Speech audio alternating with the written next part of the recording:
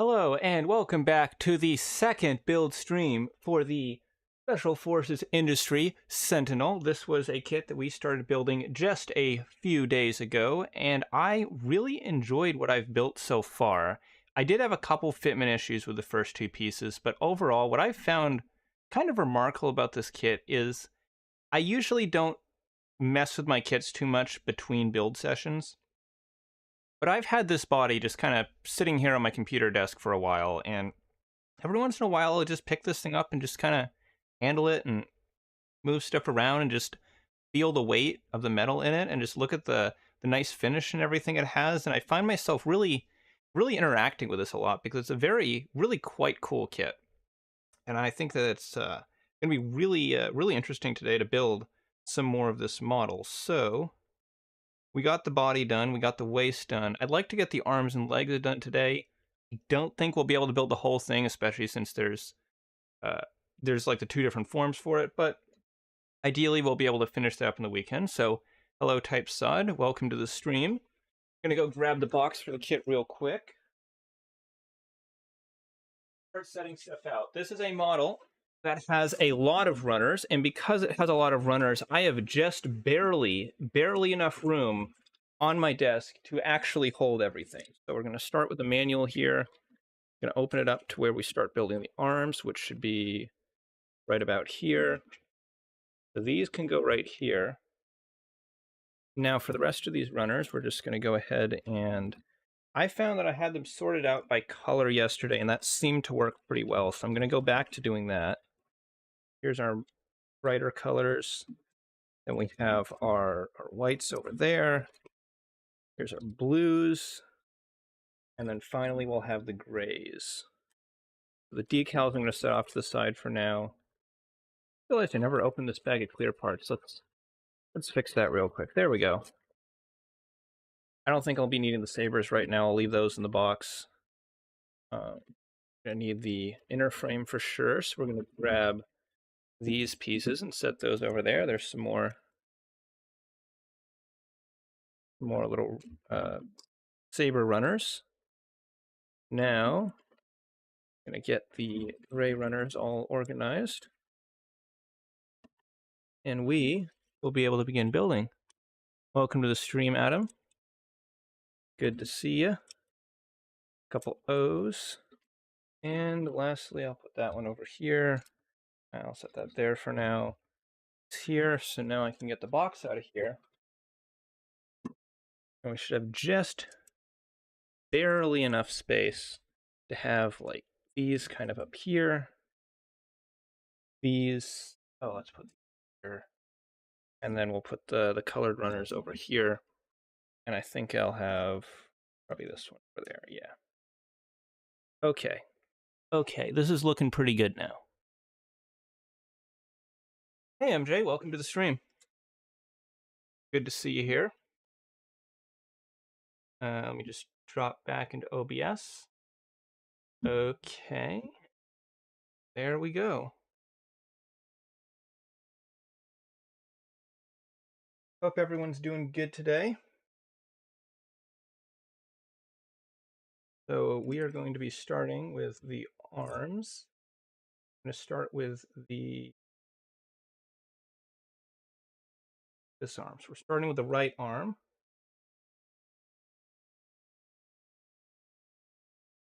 Parts 5 and 6.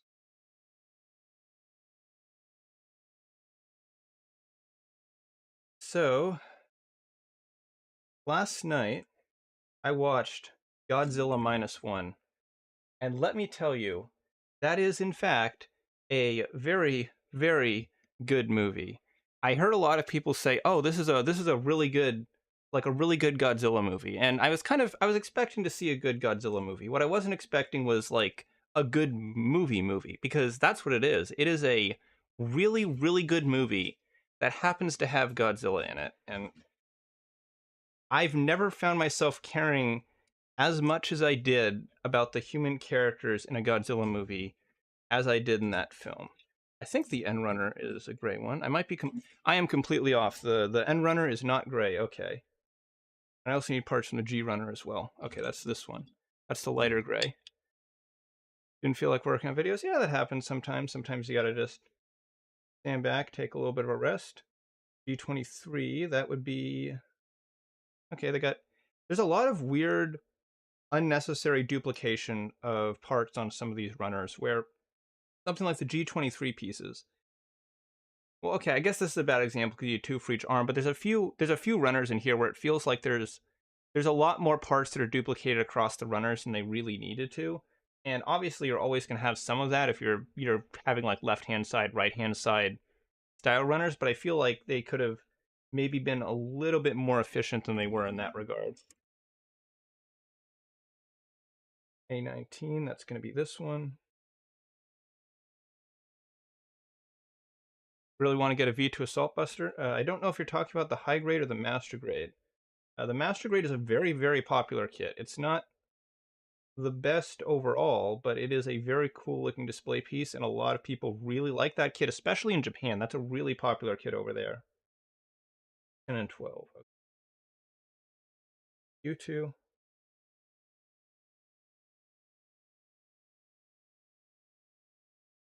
So, B16, that should be another gray runner, and it is. Once you memorize which runners are which colors, it becomes a lot easier to find parts in this kit. At first, it was kind of annoying because the runner letter isn't cut through. You can't see through it like you can with a Bandai kit, but once you get used to which colors are where, it's pretty easy. The new dead Japanese Godzilla movies are amazing. Yeah, I was blown away. I was not expecting a movie that good. That was a really great film. And while I don't do this much, I am definitely going to be picking that one up on Blu-ray. That was a very, very good movie. I've heard Shin Godzilla was good too. I might watch that sometime. I'll get this stuff put together before I move on to step 5. I don't lose track of all these pieces.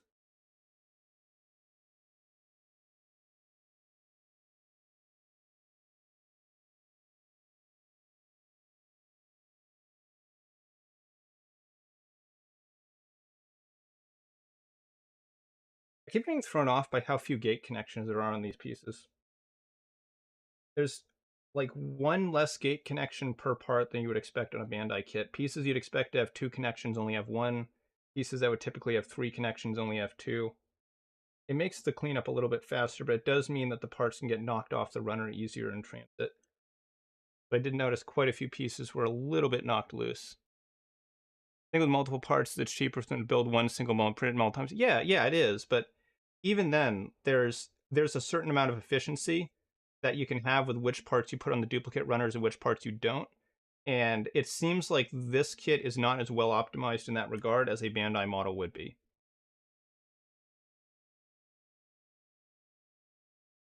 Just something to take note of. Which is ultimately something that doesn't really affect the end product. It's just a notable difference between the manufacturing, I guess, like manufacturing experience of this company versus Bandai. And one of those little things you don't really notice as much until you start building kits from different companies. Hey, Alex, welcome to the stream.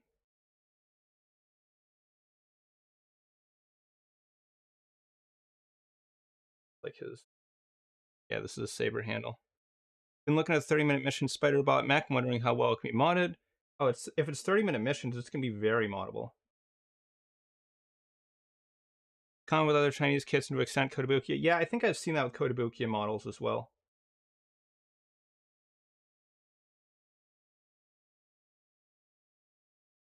I've actually got another Kotobukiya kit that I need to build sometime. I have a Frame Arms Girl Durga 1, and she's a very nice looking kit. Might require a little bit of painting, so I've been kind of putting her off because of that, but I would like to get to her at some point. And the Effect Wings Hyper Mega Bazooka has like 3 of the same runner, which you only use 50% of the parts of. Yeah. Effect Wings tries to make their kits as like cheaply and efficiently as they can, which is totally understandable. They're very inexpensive models, but you can tell that there's sometimes it is literally just cheaper to injection mold the same runner twice than it is to cut a second cut the molds for the second runner, because that is oftentimes where a large portion of the expense of manufacturing something like this is in just creating the molds to make the parts. Now, Bandai doesn't necessarily mind taking that extra expense, but if you don't have to, these are these for one side or the other?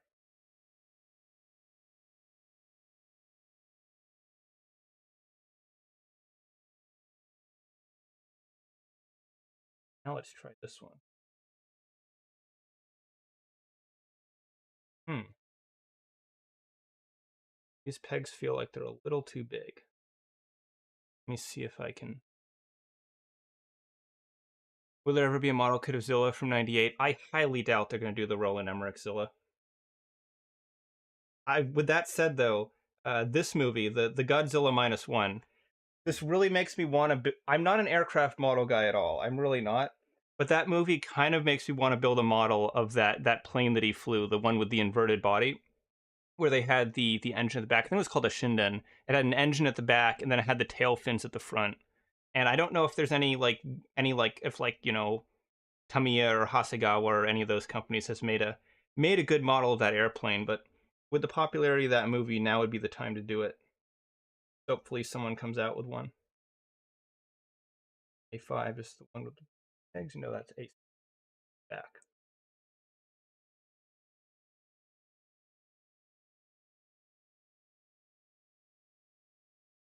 Definitely open to diving back into non-Bandai kits. I got the DDB Quiet Zero Action Base and the Moderoid toy box from Knights and Magic. Yeah, that's the...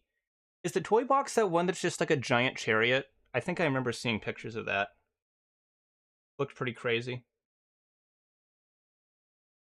There's literally nothing that Moderoid won't do. Honestly insane. Here.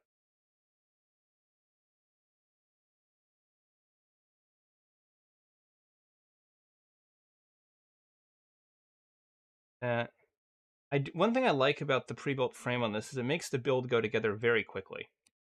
A lot of times with the master grade, most of your time is spent assembling all the internal stuff that you don't even actually see. So it is kind of nice for a change to just have all that pre-made. But I think I forgot to denub something. Or nope, never mind, it was just a peg that was out of place. It's nice to be able to just pop the armor on the frame and just have it ready to go. It's better for streaming too, because spending hours building just the frame is not super interesting for content. And I think the saber just goes right. Oh yeah, it just slides in. Okay, so it doesn't really tab in. It just kind of the front section here is like a C clip that just sort of loosely rests around the handle.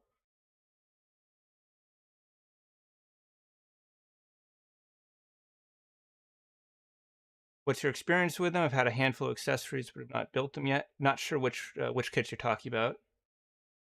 Photo isn't that bad, but depends. Yeah, I built the frame arms Girl Gorai, and I thought it was fine, but I've also heard from people that have some really bad experiences with some of the older Kodo models, like the Armored Core ones and the Super Robot Wars ones. Which is better, Gundam or Macross TV-wise? I would say Gundam, probably. I tried watching some of the older Macross anime before, and I was just never able to get into them. Honestly, Zoden, I could almost see Moderoid doing an RX-78 too. Like, if they ever reach a point where the line has like its like 10th anniversary or something, I could see them just dropping the metric assload of cash it would cost to license out the RX-78 from Bandai and do the model just as some sort of anniversary celebration. It would be highly cost ineffective for them, but I could almost, given how crazy Moderoid will go sometimes, I could almost kind of see them doing that. Oh, Effect Wings. I've not built anything from Effect Wings. It mostly seems like what they're doing is just direct clones of like effect parts and weapons from different Bandai models. So, I mean, I would imagine they're pretty similar to the Bandai ones, just with, maybe lower quality control. They desperately need to make a new Macross series and kits. We've been getting a lot of Macross kits from Bandai recently, and from what I've heard from people that have built them, they're actually really nice. As for a new Macross anime, I don't think I've heard anything about that.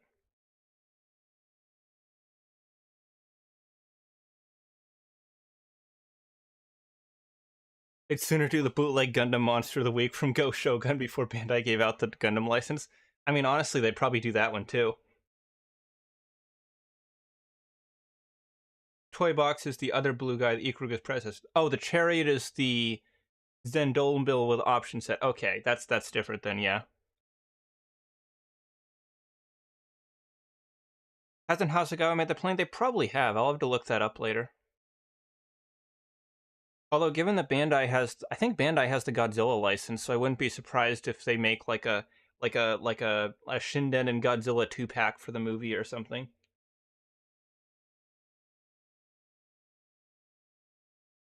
So that's already like 75% of the arm done, and we're like what 10 minutes into the stream. This is going to go a lot faster than the torso did. Now that I've got all my runners organized and I know where everything is. So 26.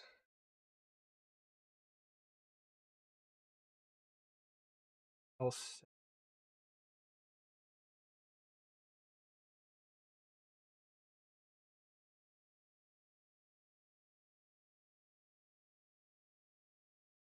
I don't think the stickers on the Bandai Macross kits are too bad, Alex. At least, and mind you, I'm not talking about like the old Bandai ones they did for like Macross. What was it Macross 7? Was it one of the newer ones they did kits for back like 10-ish years ago? But they've recently done like a new set of Macross kits for like Macross Plus and a couple of the other ones that looked reasonably decent from what I've seen. So I need L7. L runner is the not the yellow runner, it's not the red runner, it is one of these gray runners.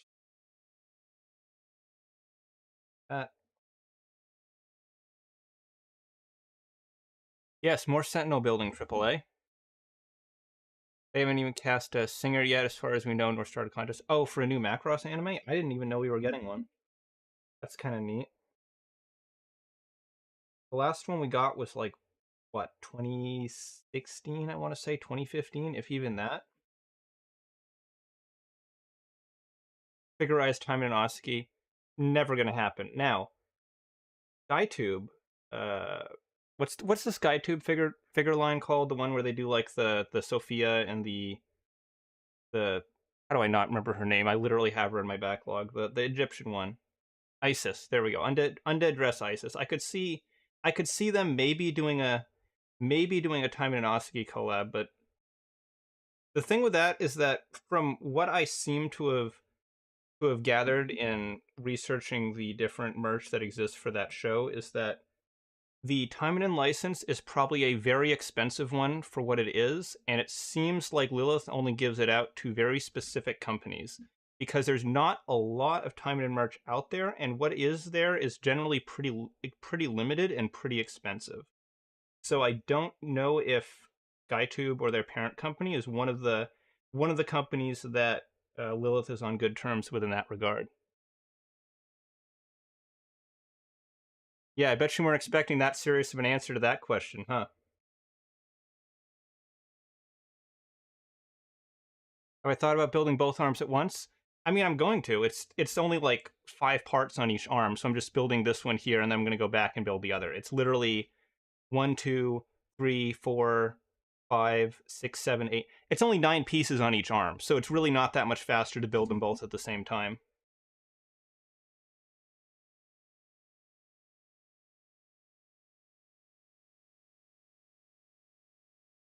Literally building the YF-25 now, and the work isn't that bad, but obviously still worried about stability. Is that one of the new Bandai ones? Because you have to understand, I don't know any of the Macross mecha by their model numbers. I just know them as like the brown one from Macross Plus, or the more futuristic looking blue and red ones they just did.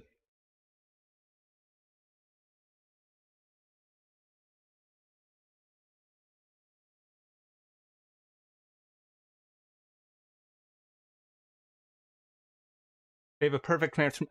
Oh, those ones. Yeah, okay. So that's that would be one of the older Macross kits. The YF-29 is a 2009 one. Okay, so that's a pretty old kit. Got my hands on some Machine Krieger, and I like them better than Macross. That name sounds really familiar, but I cannot remember what those are. The smaller end goes to the back. And that just pushes on. Just like that. I gotta say, very tight elbow joints. I will say, some of these joints feel like they might be a little too tight for their own good. I'm kind of getting a bit of like a real grade unicorn vibe where they just really crank down the tension on the joints, and it's fine as long as they bend at the proper place. But I also could see just like bending this wrong and just like snapping a plastic piece somewhere. Most of the frame is metal, so that's probably not going to be an issue in the long run. But I could see some potential accidents happening with that. So there's that arm done. That was very, very simple. We can move on to the other arm now. I don't remember if there's a second F. I don't. There is. I think all the parts for the arm are going to be on here. We just grab. It's going to go even faster than the first one did. Borderline discs like MAK and Zimmerit core. Or MAK, those are those. I almost think I know what you're talking about, but I don't quite remember it off the top of my head. Are they those little rectangular looking dudes that Zoc Aurelius talked about on his channel, or am I thinking is no, those were called Notchins or something. I don't remember what MAK is, but I've 100% heard that name before.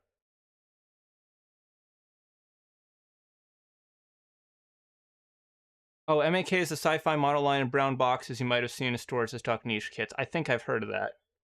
They have this very bulbous cast metal in other world. Okay, yeah, I've heard of those before. Yeah, I've never seen any in person, but I think I've come across them online. I decide which version of the Kel display. I'm probably going to display the sniper version. That was the one that initially drew me in, and I like the other version. I'll probably build it just to see how it looks, but it's definitely going to be displayed in the sniper configuration. Maybe alternatively, I might have like kind of a mix of the two, where I kind of incorporate elements from both designs, but probably it's going to be leaning more towards the sniper.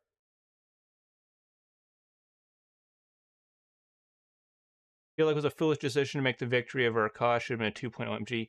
Well, the reason they made a victory of Urka is just because the victory was designed by Hajime Kotoki in the first place. So most of the time when Bandai is making a new kit, let me just refresh my avatar so it starts talking again. There we go. Pretty much any time that Bandai makes a new master grade of a Kotoki design, they call it a Verka just for the sake of marketing, because Kotoki made it, so they might as well do it as a Verka. So that's really the biggest reason why the Victory Gundam is a Verka. It's not like they decided to do like some sort of special Kotoki version of it. That just is what they do for the mobile suits that he designed.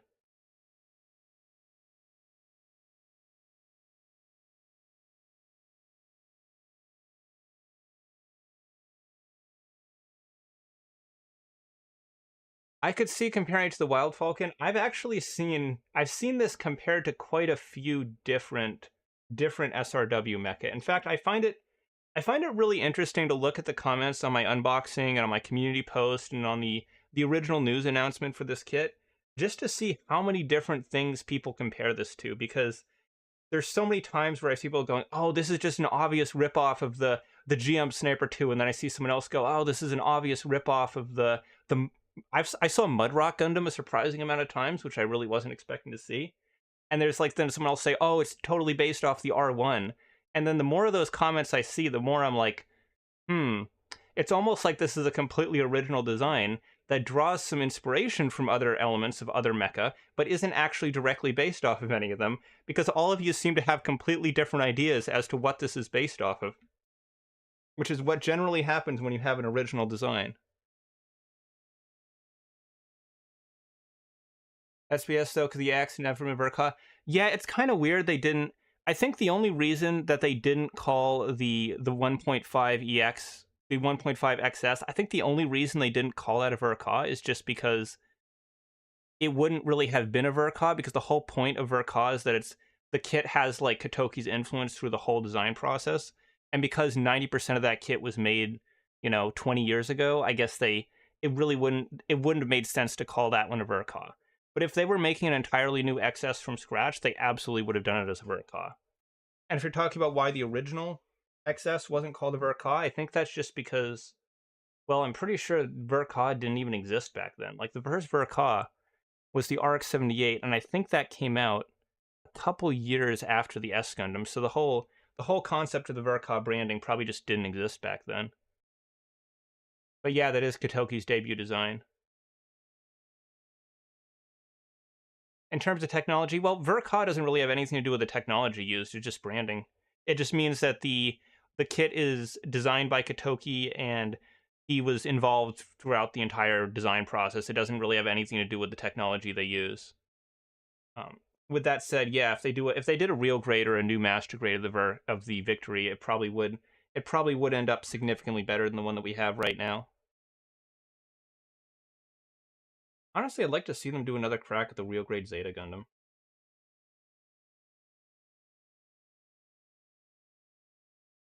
Because most of the limitations that kit had were just because Bandai didn't really 100% have a good grasp on what they were doing with the real grade line at the time that came out. So, with the modern like post RX-78 2.0 engineering they have now, they could absolutely make a really high quality transforming Zeta at 1144th.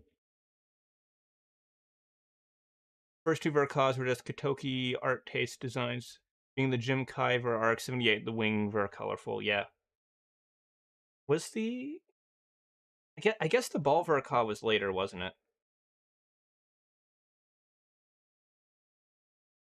I find it strange how some of those Verka redesigns are canonized as like official variants of suits. Like the ball Verka is the actual version of the ball that you see in some of the OVAs, or the GM Kai.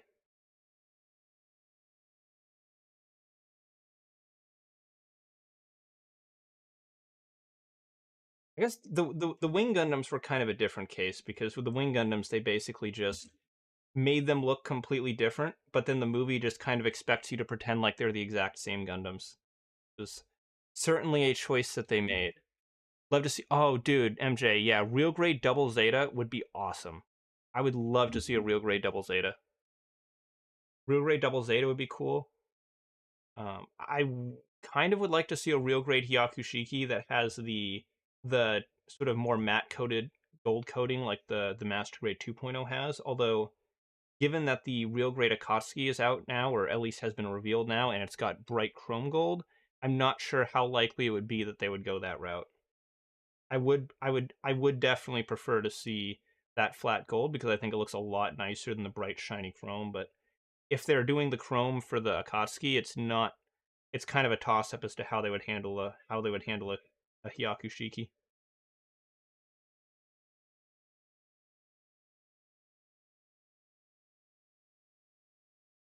Anyone playing the Gundam game Stellar Conflict? That name sounds vaguely familiar, but I don't think so. If that's a mobile game, then definitely not.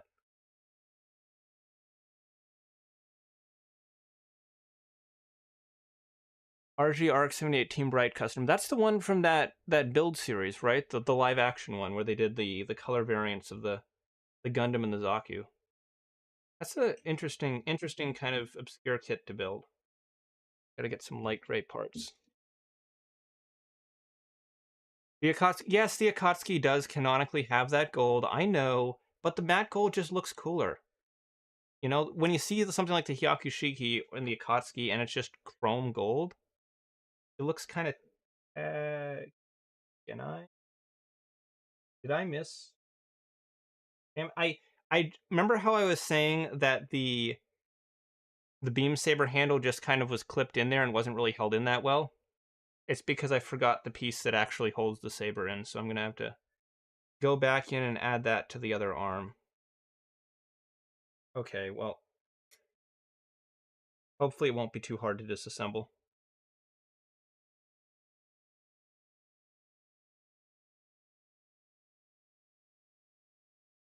Building a model kit from War of the Worlds. Primed with some Krylon primer. After a few months, the primer still feels. Few months, the primer still feels sticky. I don't know how you'd remove the primer. I guess with whatever solvent goes with that type of paint. I've never heard of primer being sticky that long after you've painted, though. That's really strange. Piece I need as well. The Mighty Strike Freedom Gold is just like the Akatsuki, as in it's supposed to be bright chrome in universe. Because the high grade model is definitely not like the Akatsuki. They used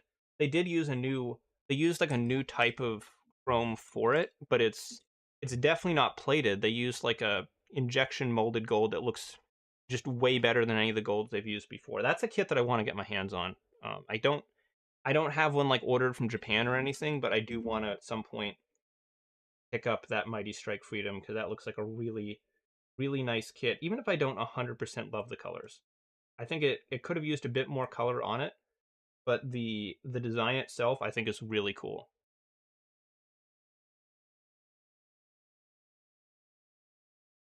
Trust me, I hate Chrome Gold too. I prefer MSV to NT Phoenix. Yeah, I prefer the the MSV designs for most of the narrative suits. I really don't like how the Stein and the Phoenix look when they're redrawn in the style of the movie.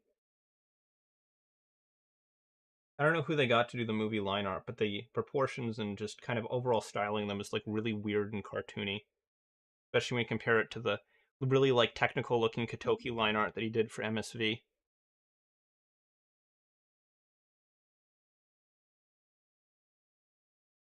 Oh, in universe, as in it's the same type of gold coating. Okay, yeah, that would make sense. I think these two pieces just apart. That didn't break, did it? No, it didn't. Okay, it just came apart very forcefully. Okay, cool. That's good. That sure sounded like it broke. How's this gonna back? So this way, which oh, you're okay. Okay, this goes this way. Give us the Akatsuki in the mustard flat yellow it was in the original airing of Sea Destiny. Did they not chrome the Akatsuki in the original show? I know they changed some stuff for the remaster. I didn't know the gold. I didn't know the gold on the Akatsuki was one of those things. Metallic gloss injection is not necessarily that impressive. Yeah, it's not that impressive when you see it next to the gold they used. Hang on, let me wrench this back in. When you see it compared to the gold they used on the original high grade Strike Freedom, the high grade Cosmic Era one, it's a really stark difference.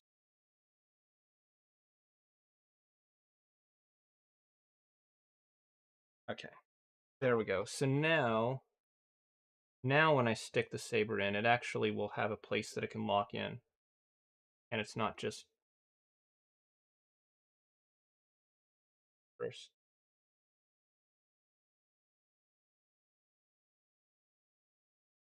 And I guess that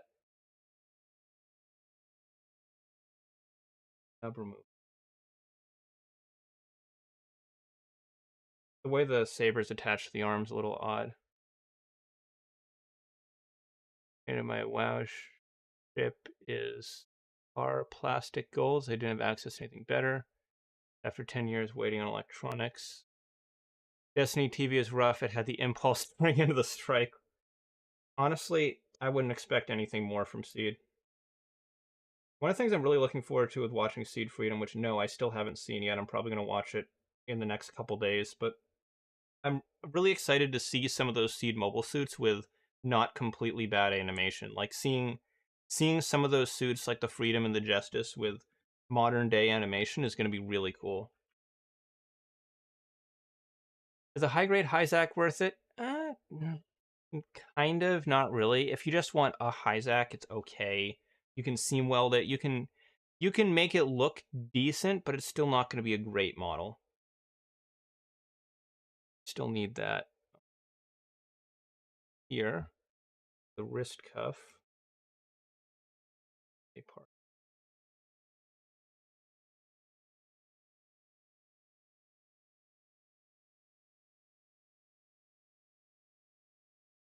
You watched Seed Freedom last night? Nice. They just added it to Netflix, so a lot of people have been watching it lately.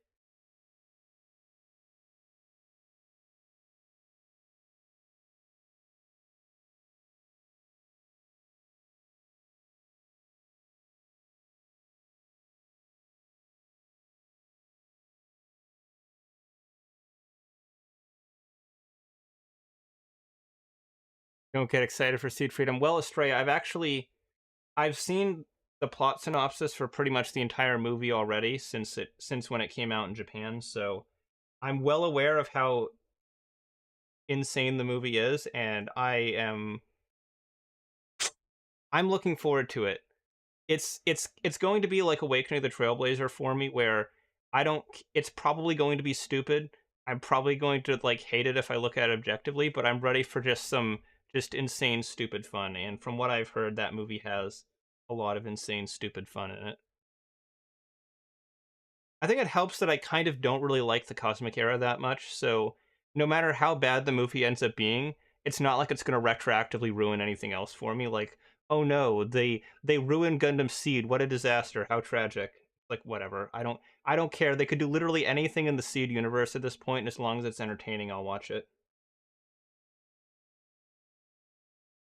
That was good considering the last Gundam animation they made was Witch from Mercury.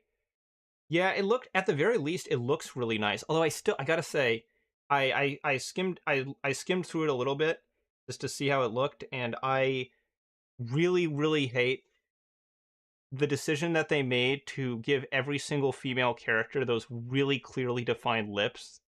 It's just so weird.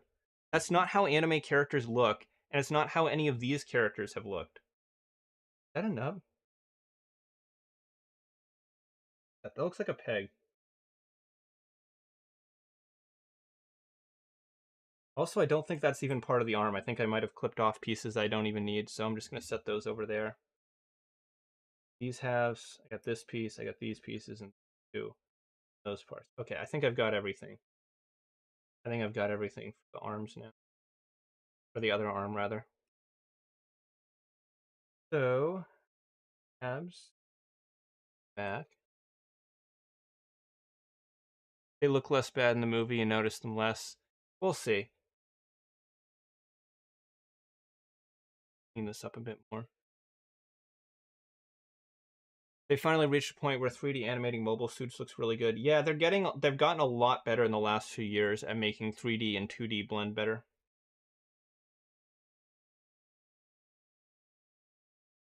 And honestly, Speed is not a bad thing, not a bad place to use CG like that, because given the art style of the show, the 2D sections have that really kind of flat, over smooth digital animation look to them anyways, so they really don't clash that much when you mix in some CG. It's not like a lot of those shows from the 90s where you'd have, or like very late 90s, early 2000s, where you'd have still kind of hand-drawn looking animation and then just like Toy Story level CGI slapped on top of it. There is a little bit more of a cohesive mesh between them now.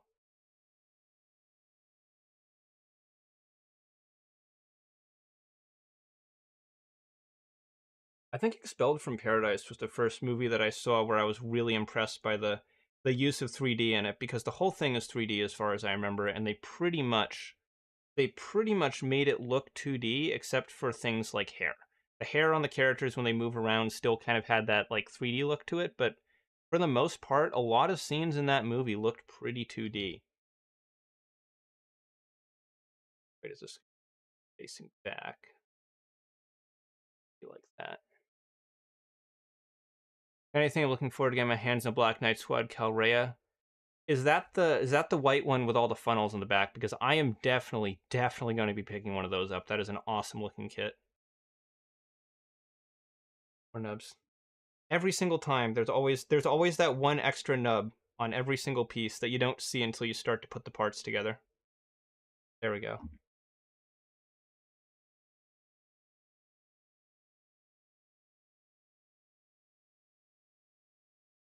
Build from Paradise is contemporary to MJP. I'm assuming that's Majestic Prince, maybe. But yeah, it was like a mid 2010s movie.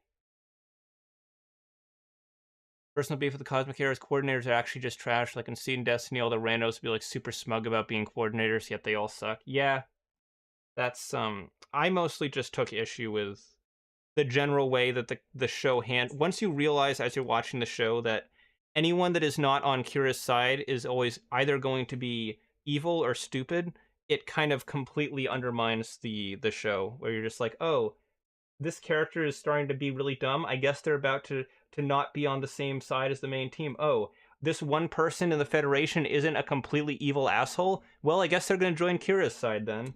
You know, they really lay it on too thick with that, and it becomes pretty obvious after a certain point. I need the piece that goes on the front of the arm. A19. A19. This runner. Yeah, here we go.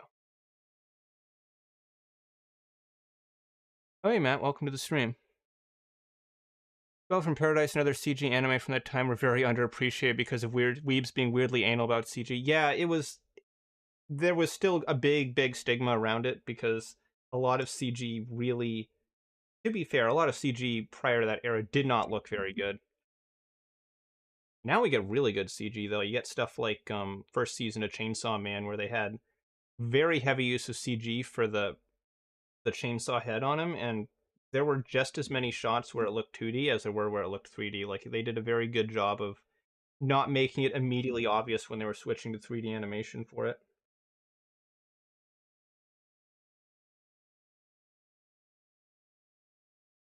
By 2014, CGI wasn't Demon Bane. Yeah, exactly.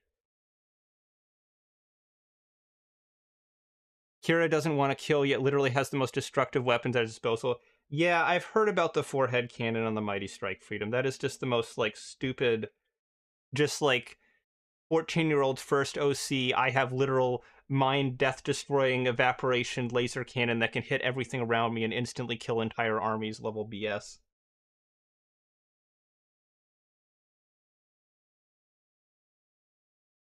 It's like they learned that the Turn A Gundam existed, and they were like, no, our Gundam in our universe must be the most powerful one.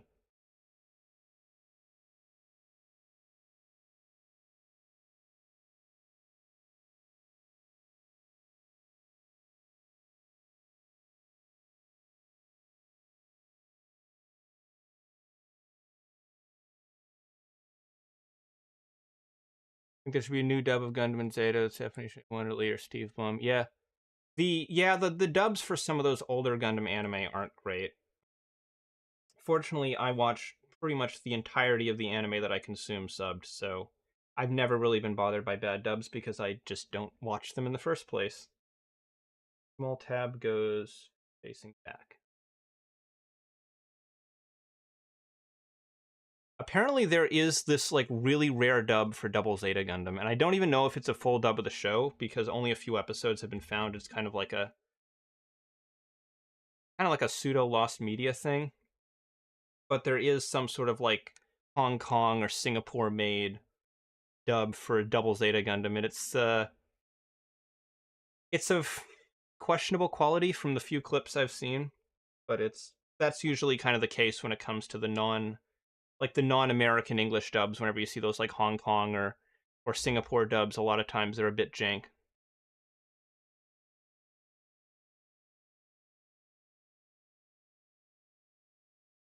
Main bad guy for the first series is just straight up clone of a normal dude who's so much better than coordinators he pretends to be when no one second guesses him. We had the Turn A with Butterfly G Self-Perfect Pack with Photon Torpedoes, which are literally antimatter torpedoes, and now the MSF with a head cannon that shreds atoms. Yeah, basically every Gundam series is a real robot series until it decides that it isn't. And almost every single one of them reaches a point where they decide that they aren't. They're just like, yeah, fuck the realism, we could just evaporate armies now. Or there's just like some space magic at the end or something. Okay, so we're doing the hand... Oh. Okay. So we have completely unassembled, fully articulated fingers. So we're basically going to be building Master Grade 3.0 hands from scratch. Okay, cool.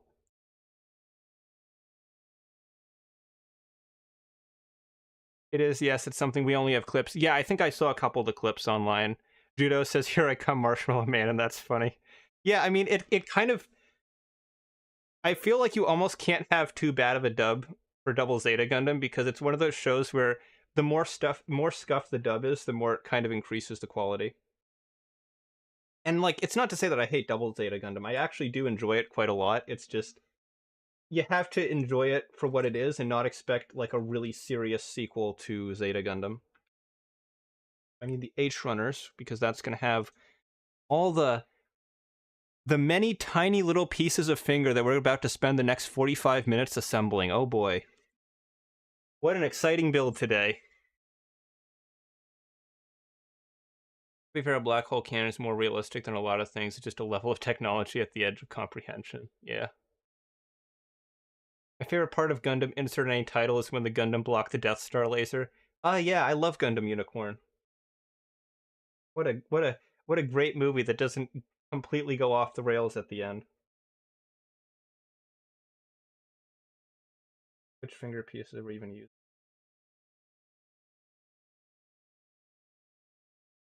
Hold on, what? Huh. That is an interesting way to do the fingers. So I gotta show you this. This is really weird. So there's all these pieces here, and these are actually parts of the hand, because you'll notice none of these finger sections have pegs in them. And that's because what you're supposed to do as you're assembling the fingers is you're supposed to line up the finger segments with the holes aligned, and then use this piece to push these pins into the holes and then break off the flap. So you basically have to pin the joints yourself. There's like just the holes on the parts, you stick them together, and then you stick the pin through and break off the attachment piece, which is a really, really strange way to do that. And like, I get it, but I guess they maybe didn't have like the molding precision to do the little clip together joints like Bandai does. That's just a really odd way to do it. It's cool, but it sounds tedious. Yeah, it looks like it's going to be tedious. It kind of reminds me of the Master Grade 2.0 Zaku, where they design the hoses so you have like those tool pieces that you use to push them on, and then you cut that part off. It's sort of like that, but for pinning the joints in the fingers. And that's the joints for every single finger, because every finger has the full joints, which is very cool if you don't have to build it yourself. And especially seeing, as this is a model that had a pre-assembled frame, I would have liked to have seen some more, like some like real grade or Master Grade 3.0 style pre-constructed hands for this as well, which I know they can do. It's something that I've seen other third-party companies do before. It's not like some secret Bandai technology or anything. It's something they could have done if they're able to do this. So I kind of would have liked to have seen that, because this is about to get very, very tedious. Let's start with the simple stuff that doesn't require that. So H10 and H2, that's going to be the wrist part. And where's...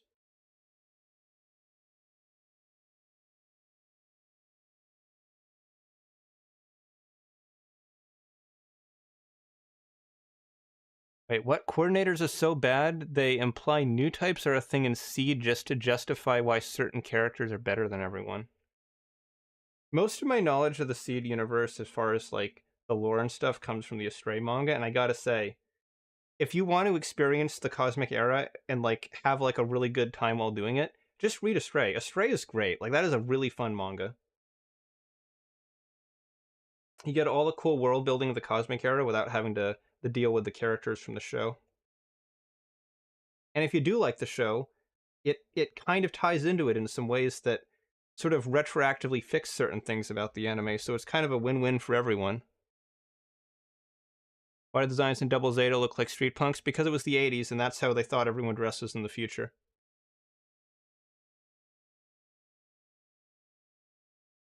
Double Zeta's first half's a prelude until the plot gets going halfway through. It is. It is.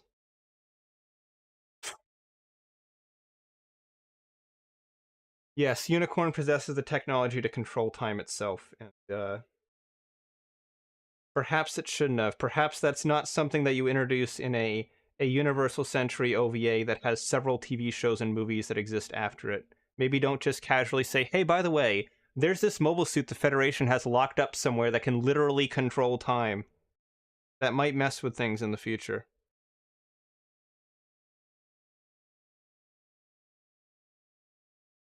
Where does this go?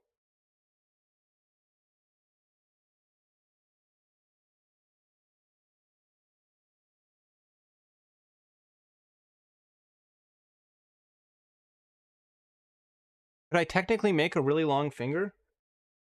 Um, I think I could take segment 9. Yeah, I think I could take segment 9 here and just infinitely extend them. That actually might be possible. Like chain finger, yeah, basically. Weird they didn't do it in a straight time with the movie, right? Like I would have expected a new Astray thing for Freedom. Like how would we not have like a Gundam Astray Freedom? We have Eclipse. I don't know. Maybe I'm not reading Eclipse, so maybe Eclipse did some sort of tie-in with Freedom. This does not want to clip into place. Maybe Eclipse did some sort of tie-in with Freedom, but it is odd they didn't have a specific Astray manga for the new movie. So many different Astray manga, it's hard to start. Yeah, that's why you start with the first one. The one that's literally just called Gundam Seed Astray. It has an old Tokyo Pop manga release, and then if you wanna read like newer scans of it, there's someone that did a kind of like a reapplication of the Tokyo Pop translation to the scans of the newer release, which was called Astray Remastered, where basically all they did was they just took original Astray and then Cross Astray, and they just sort of compiled them into one set. And I think they switched the order of some of the chapters around so stuff happens chronologically, but it's mostly just the same manga reprinted and re-released.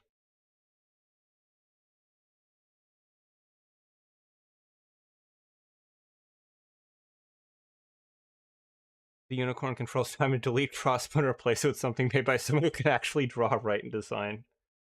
Man, I want to like Crossbone. I get that it's like hyped and stuff, but man, I cannot get into that art style in that manga.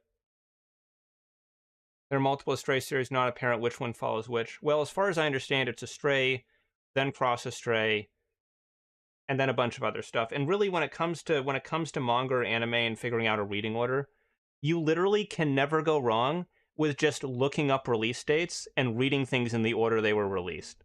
Because if if it required additional knowledge to understand the story, they would have released that additional story first. So you really can't go wrong with reading things in their release order. Is a second Hathaway movie coming out? John, I sure hope there is, because that first one was awesome, and I would never forgive Bandai if they just abandoned that series. Freedom references none of the side stories minus its own possible prequel. Yeah, but like you could always have like an Astray side story in there that's like, well, actually these side characters were there the whole time, just off screen, and they were doing this other thing somewhere. That's what Astray does.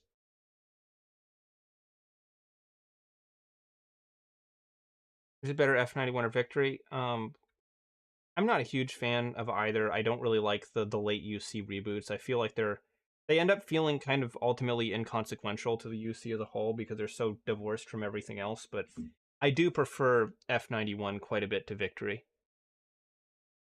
The Destiny Impulse was supposed to be appear in the movie, but it's just hearsay. I could believe that. I could believe that. Why does F91 show the colony about not life on Earth? Because it's a TV show that they cut down to a 2-hour movie. Release date order always works. Yeah, exactly. Low is kind of like the Forrest Gump of Gundam. Yeah, yeah, he kind of is. They did a really they did a really funny manga with Johnny Ryden called, I think it was called like MSV Johnny Ryden Chronicles or something, where they basically retconned in that Johnny Ryden was like at all these different places doing all these different things and you just never noticed him. So like there was this like some like Xeon political event that he was at, and he was technically like recorded at that event, but he was like spouting like some spicy political opinions that didn't align with the Xeon ideology, so they like digitally erased him from the footage. That was a good manga. It was very much like it kind of played into the whole aspect of like Johnny Ryden isn't really a canon character, but they kind of found ways to like weave him in a way that's like, well, maybe he was here and just didn't see him. No, not Return of Johnny Ryden. That's a different one. This was called Johnny Ryden Chronicles. This was an older Johnny Ryden manga from before that.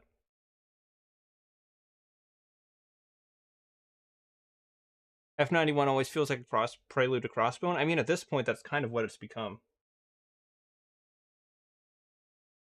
13. Okay, let's rip off the band-aid and just start cutting these out. Imagine if I lose one of these segments.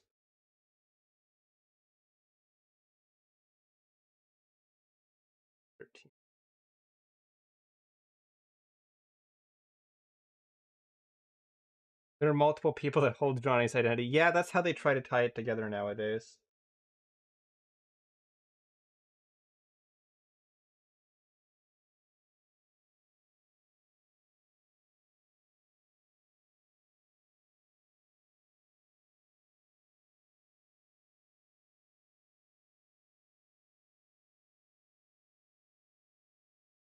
F91 isn't the prelude to Crossbone, it's a prelude to something that doesn't exist. Yeah, but that's something that doesn't exist, and Crossbone does, and Crossbone kind of retroactively turned itself into the thing that F91 is a prelude to. No, it's the first 13 episodes of a 50-episode show that doesn't exist. Yes, that is pretty much exactly what F91 is.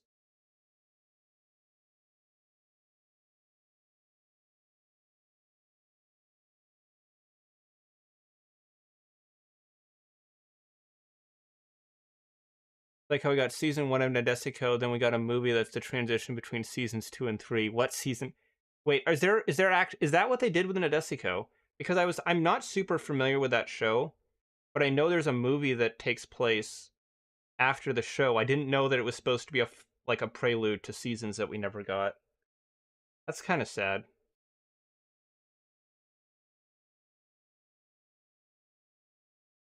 I've never seen the show, but because it's in every single SRW game that I've played, I feel like I know 90% of the plot anyways.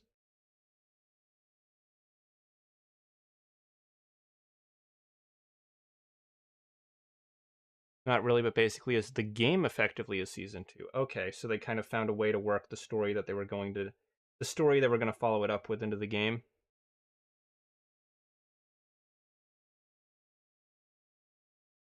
Hope it isn't some UC Engage levels of dubious canonicity and retconning. UC Engage is weird, man. Like it's literally just, hey, we're gonna like squeeze this character into every major event in the Universal Century, no matter how little it makes sense. Some things are just better not being canon, and I very gladly consider UC Engage to not be canon. Need the H7 pin.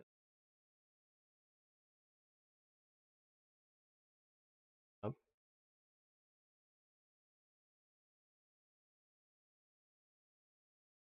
I think in Crossbone they reference that the record's second half of the F91 story is lost and no one knows what happened. Okay, so they kind of, I guess that's how they kind of take care of that. So how is this going to work? Okay, so we want the angled side of the fingertip facing up. There are so many different wrong ways that you can configure these pieces. But I think it's this way, and then this way, and then you take your fourth hand and use that to push the pins into place.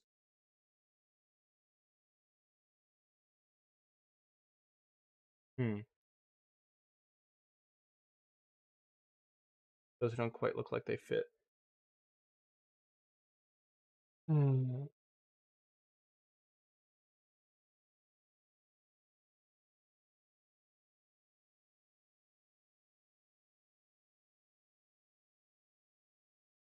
we go.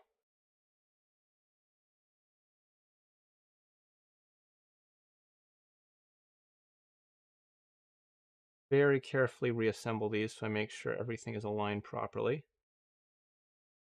It's not like these parts are keyed so they can't go in backwards. So at every joint in the finger, there's an opportunity to assemble a segment backwards and not realize it until after it's done.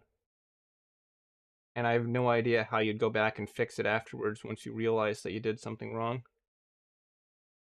I like using Gage's side stories. They dance around events touched on the show. Haven't noticed anything egregious yet.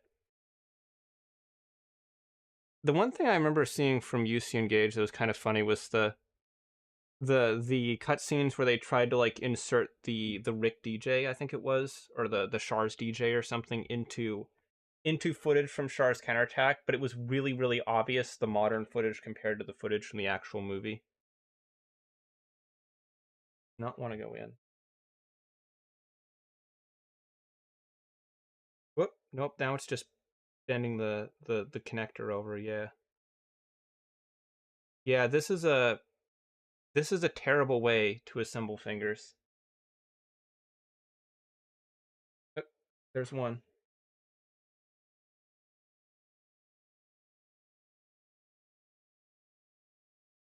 There's the other.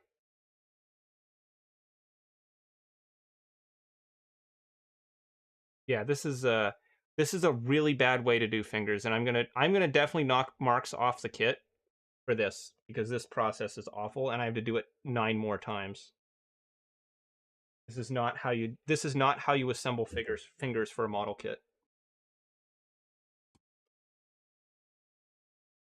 It's literally easier to cut the flap off and just push them down against the table than it is to try and do it the quote-unquote correct way.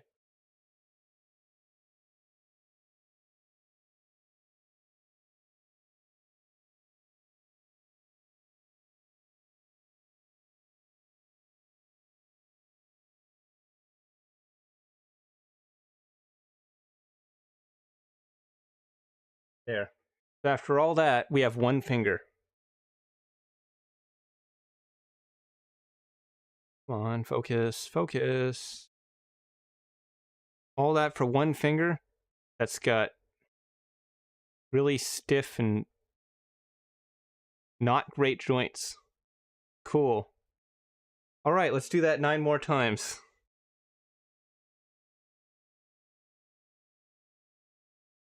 Pale Rider never looked like something that fits in the 1 Year War. Then Code Fairy adds more riders and they fit even less. I don't mind. I don't mind the Pale Riders so much. I think they look kind of cool. Now, tech-wise, they do some really insane stuff for the era that they take place in. But I think visually they do look really cool.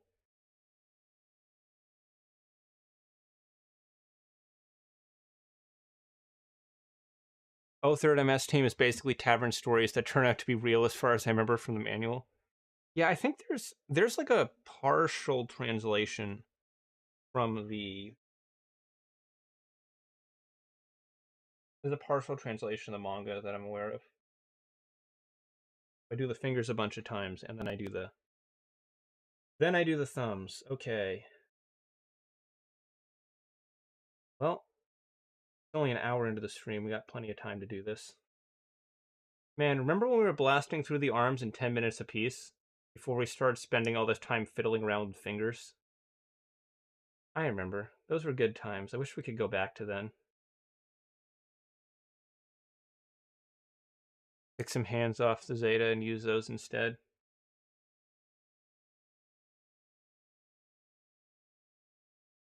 Here. It almost probably would, if it wasn't for the fact I don't think the weapons would be compatible with them, it would probably be a better idea to just grab the hands from another kit. This might legit, it probably is going to take about 45 minutes just to do these hands, yeah.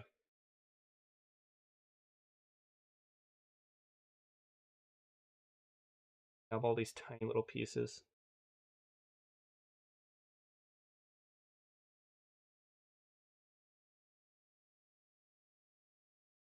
So much stuff goes on in the 1 Year War. You see that feels like if one character stayed in the area a bit too long, you'd end up in another side story. Yeah.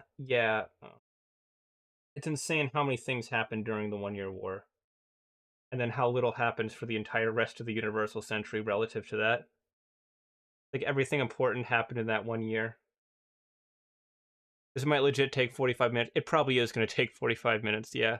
Good luck with the tedium. I fear for your sanity. Thank you, MJ. I need all the sanity I can maintain. What if you work another part of the build after each finger so I don't get sore of the fingers? Probably wouldn't be that bad of an idea, but I'm just going to muscle through it. This is going to be the finger stream today. We're going to get the fingers done, and then we'll build the entire rest of the kit some other time. Let's go.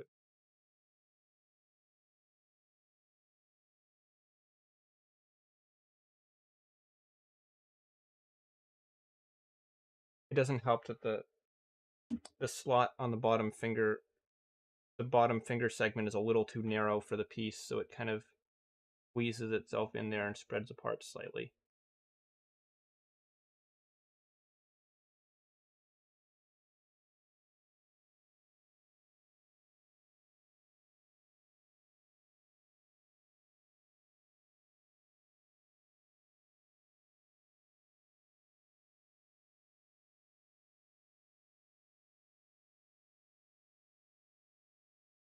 There. Oh. Well, that one went together fine. Okay, so I guess we're just gonna have wildly varied quality control. Cool. Well, I hope we get more fingers like this one and less like that first one.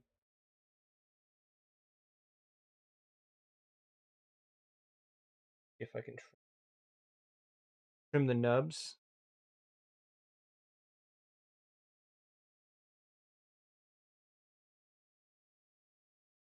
It's a lot easier to denub the finger when all the parts are assembled because it's not this one tiny little microscopic piece.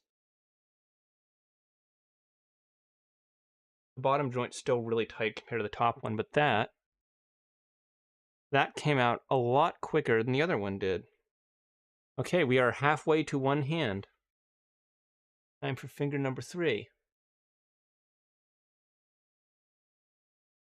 I look out of place because the back Black Rider is fucking Mirage Colloid. Man, if you go deep enough into the UC side stories, basically any tech is fair game.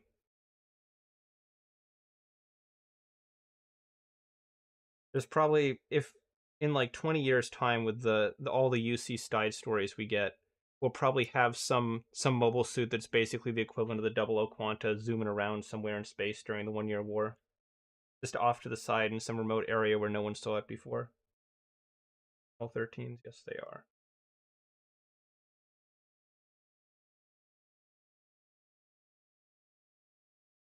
UC focuses too much on the 1 Year War, so nothing else feels like it matters or feels contradictory. Yeah, I wish we'd get more fleshing out of the non 1 Year War parts of the Universal Century. That's one of the things that I really liked about Hathaway was that it sort of continues the story instead of just continuing to bloat out the same area of the timeline we've always seen.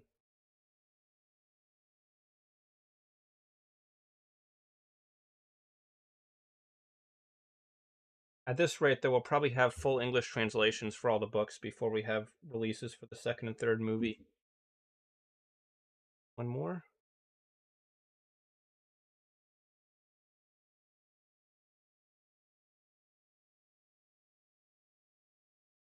Gaia Gear 1. Gaia Gear never. Gaia Gear is just going to fall into the void of obscurity. Gaia Gear exists so we can make jokes about it like that. It is the anime, the manga, the novel that just does not exist.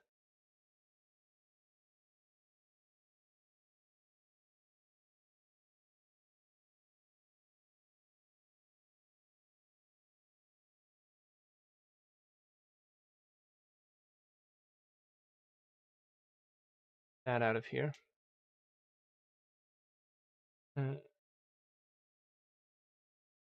1 Year War is too short of a conflict. There's no way a conflict on that scale starts and ends. Yeah, exactly. It's insane that a war that big would only last for 1 year.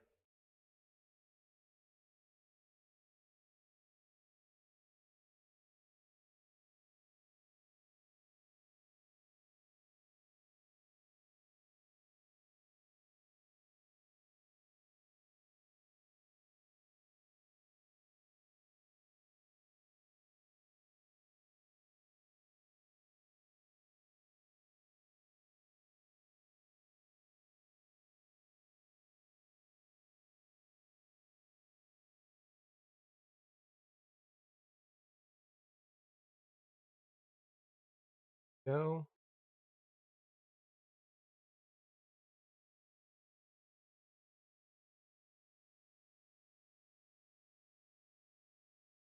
One more finger on this hand, and then we can move on to the next hand. I just realized that since turn A exists, that means there will always be Zaku's chilling somewhere in every single Gundam show, regardless of which timeline or universe. Yeah. We get a fingertip.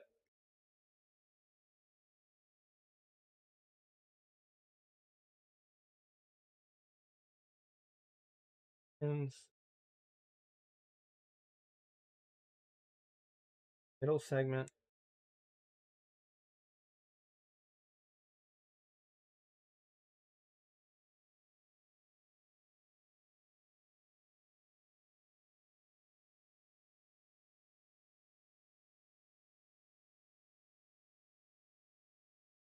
Issue that Zeta and Double Zeta both are fairly small events. By comparison, the AUG doesn't really fight the Titans in any large battles. In the end of the war, and Double Zeta is really just one AUG ship versus Axis. Yeah, a lot of the later Gundam stories are kind of smaller scale.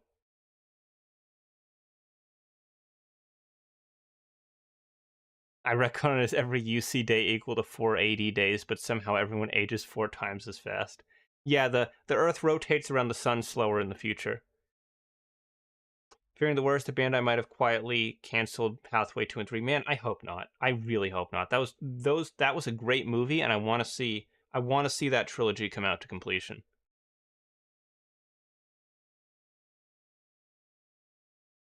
Oh hey Donnie, welcome from the Maxley server. Pathway Animation Team is still confirmed to exist when they worked on Witch from All 3. Okay.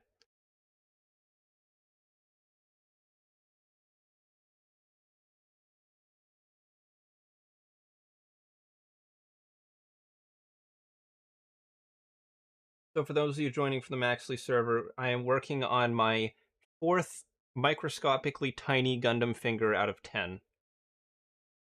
And it's going about as well as you would expect.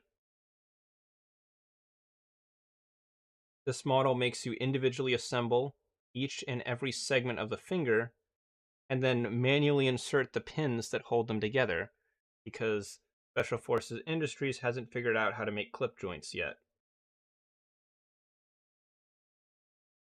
This is literally the only place on the only model where I would actually want to see clip joints. Come on, these joints are way too tiny to be pinned like this. I'm surprised they didn't just give you like a length of piano wire or something to just cut off yourself. The third Neo Zeon War is really just a long game of tag between like 4 ships. I don't remember what the third Neo Zeon War is. Is that Unicorn? That would be Unicorn, right? Because the second Neo Zeon War was Char's counterattack. AOZ is a PhD thesis mind map. I don't get Advance of Zeta. As far as I understand, it's just like a collection of magazine articles, basically, right? Magazine articles to go with someone's kit bashes that they made that got canon. Okay, yeah, that is Unicorn.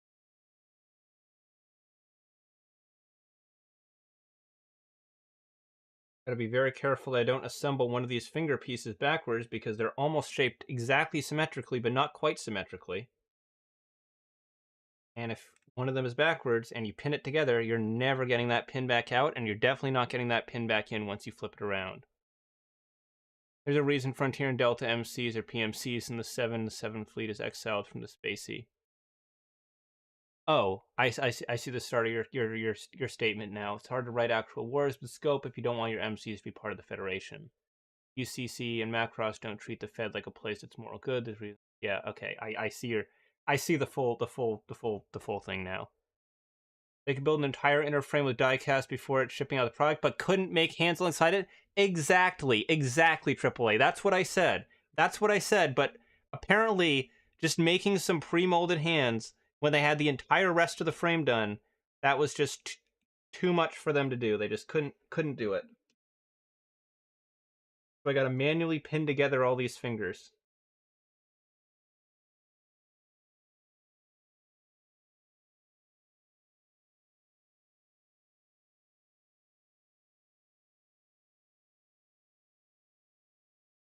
Swear to God, if I've been misreading the manual this whole time and I've assembled every single one of these fingers wrong, I'm gonna cry on stream.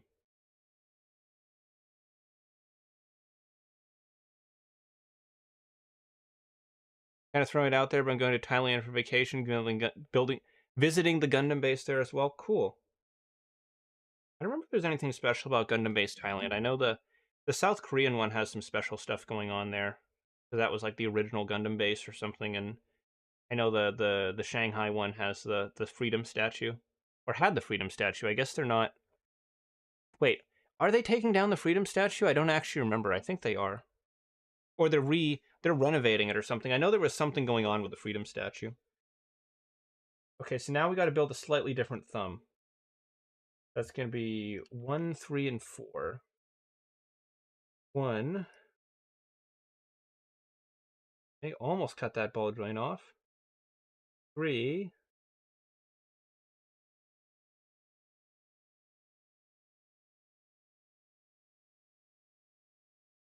Like it's your punishment for enjoying the build. Yeah, basically, I was just saying before this how nice and quick and efficient this build was, and how enjoyable it was to build.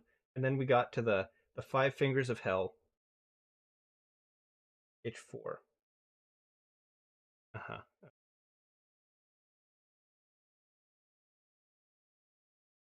And you realize every UC conflict can rarely last more than a year. Just goes to show how crazy Gundam conflicts are. Yeah, imagine the history books in the Universal Century.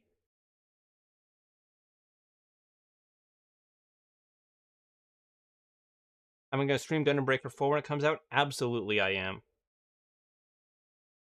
They're applying decals to it. I heard the Shanghai. Okay, so that's what's going on with the Freedom. I remember hearing there was some sort of work going on with it. I figured it was too early for them to be completely taking it down.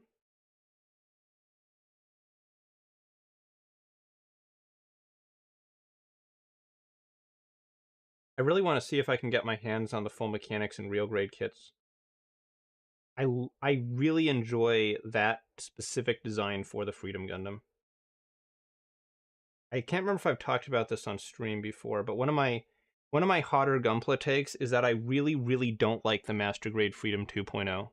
I think it's a really kind of cheap feeling and underbuilt kit, and worst of all, I absolutely do not like the design at all. I think they made it too lanky. It's got this massive V fin. It's got these really long, gangly limbs. It's got these super long shoulders. The wings are weird.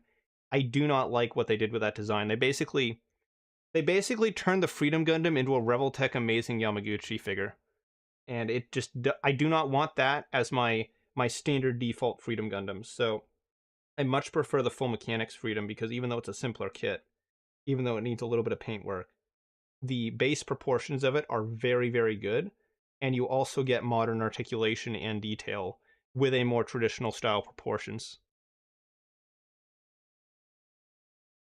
Alternatively, it shows most writers are no better than fanfic writers who just make up random shit that vaguely fits in the timeline. Yeah, a lot of series get like that after a certain point in time, especially if there's multiple people writing it. That's one of the things that I generally like about anime is for the most part when you have long-running series, usually it's all written by the same guy, but Gundam is one of the unfortunate exceptions to that, so things get a little chaotic. Ooh, I almost dropped that on the floor and almost stabbed myself in the finger while reaching for it. Okay, how do you go together? Dude, if they reissue the real grade GCP Freedom on USB Bandai, I gotta get it. It's not perfect, but what they did to fortify the frame is ridiculous good. Yeah, I've heard good things about it. It looks like a really cool kit. So the ridges go on the outside. That's the inside of the thumb.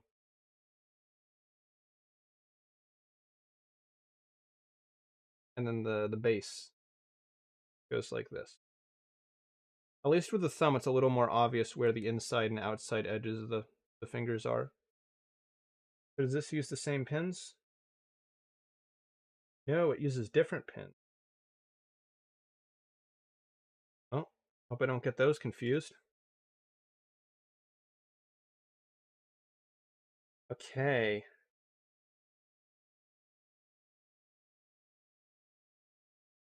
Oh, these pins feel smaller than the other ones. That in? No, it's not in. Of course it isn't.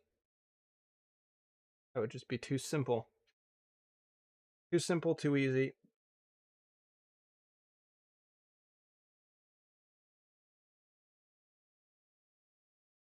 And I'm sweating like crazy right now. There we go. There we go. Okay. I'm going to call those in, and I'm just going to snip it there.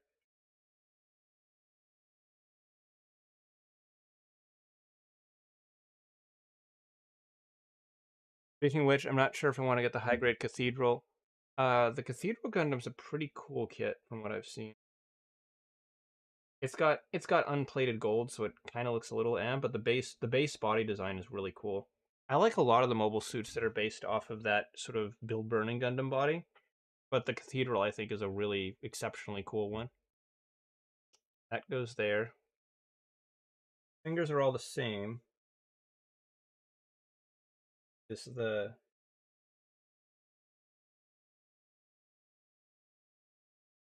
okay, yeah. They go on this way.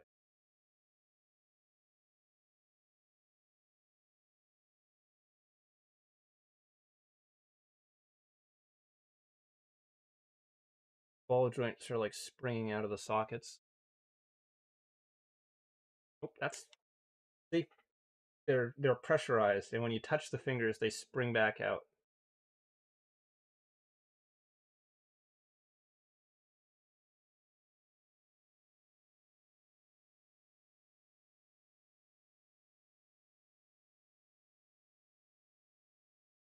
I hope all of those fingers stay in place while I cut out the hand backs. What runner are you?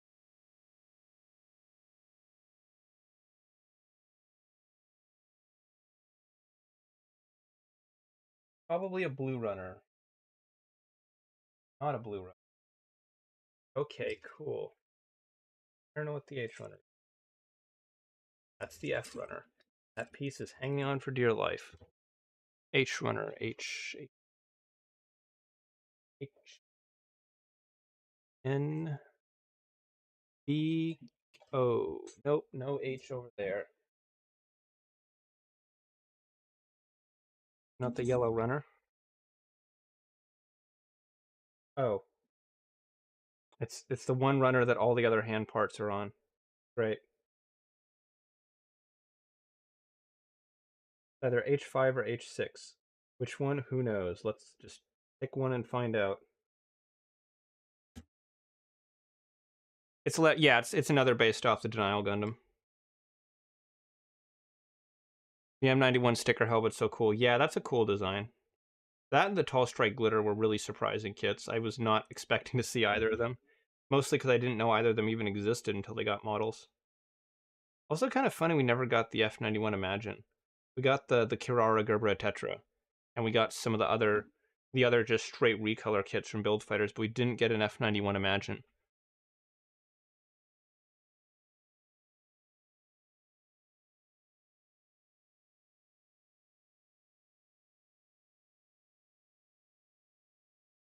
Yes, I've seen the bootleg Hainu Influx.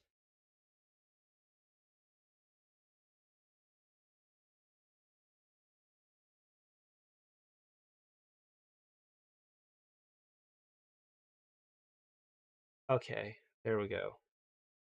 So I'm going to say this here because I know with some of these smaller companies, sometimes they do watch reviews for their products and stuff. If anyone from Special Forces Industry is watching this, on your next model,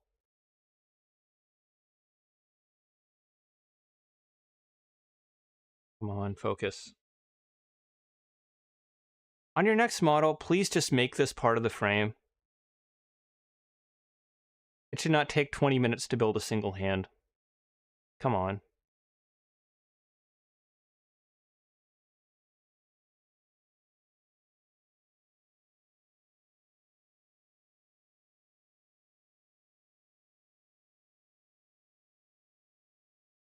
His knuckles are really nubby. Like he's got scabs on all his knuckles, but they're the remains of the nubs from the... Wait, do these even bend inward?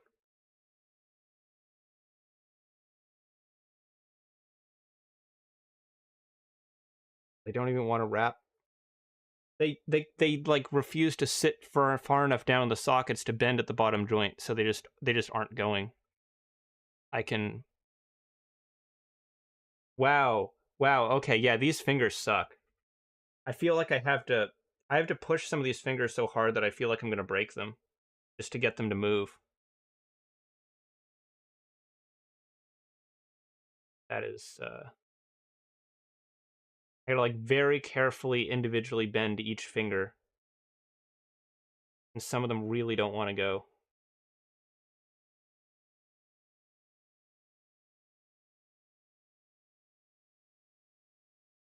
Yeah, I would have so much rather they just did the swap out age style fingers.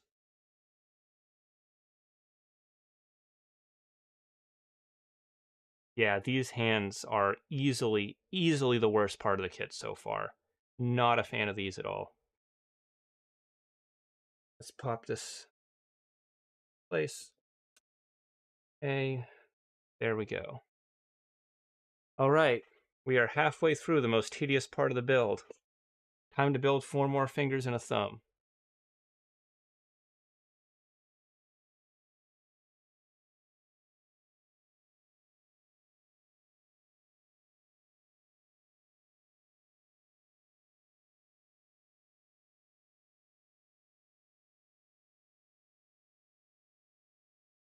At least I know.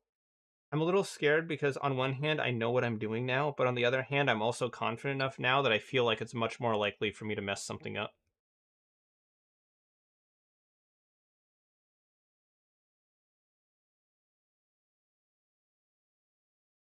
Do the thumb.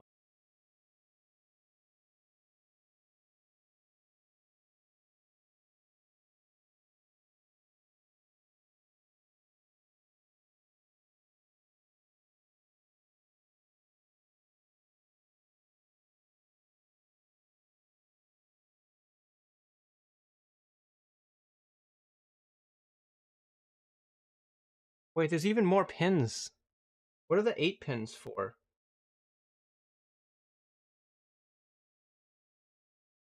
There's another set of those pin pieces, and they're not used for the fingers, so we're gonna have to do this crap again later on in the build.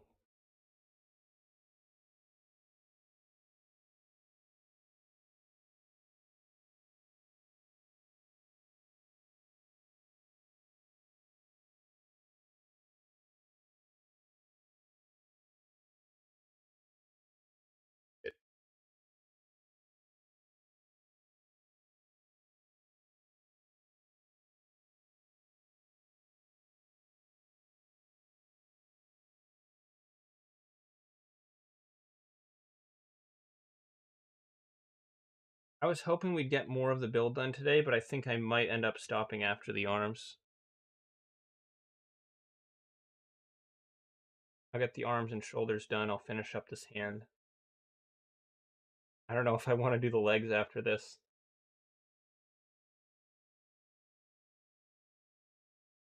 All this build content makes me hope Gundam Breaker 4 is accurate to the model kits. It generally is. You're actually going to be able to cheat the proportions more with the new game because they added scaling. So it doesn't necessarily matter if parts are the same size in real life. You can just make them whatever size you want. Although you can always just keep the official size if you want to test out your kit bashes. You have to be careful with that though, because they already kind of adjust the scale of some of those kits to make them work for Gundam Breakers. So, for example, the Perfect Zeon is just normal Gundam size so that you can actually use the parts with it. So, you have to kind of be mindful of that when you're planning out customs in Gundam Breaker, that not everything fits together one to one the way that you think it might.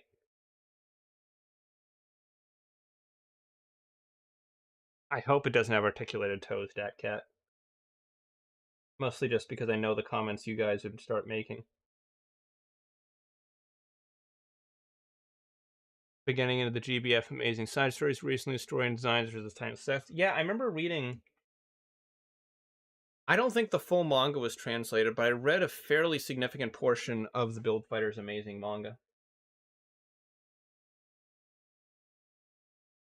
It was like a prequel story about Meijin when he was a kid, and his maid had the Nyaya Gundam. It was like a Gaia Gundam, but it was a really moe cat.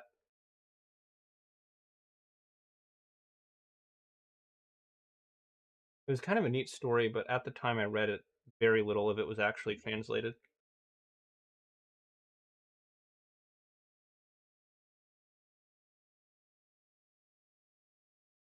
There's some non-existent kits in Gundam Breaker, but not a lot. I know the Wound Wart was added to GB3 way before it had a high-grade kit.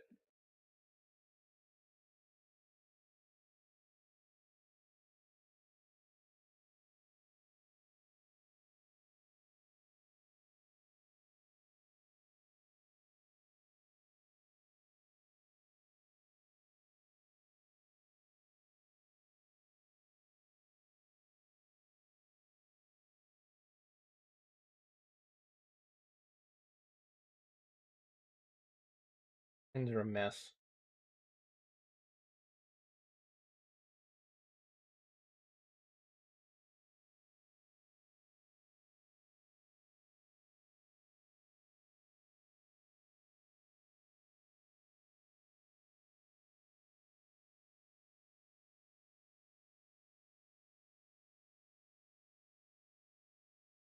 Yeah, I'm going to deduct heavy points from this kit's final score for these finger pins. They did not need to do the fingers like this. I would have rather just not had articulated fingers at all if they weren't able to do them effectively.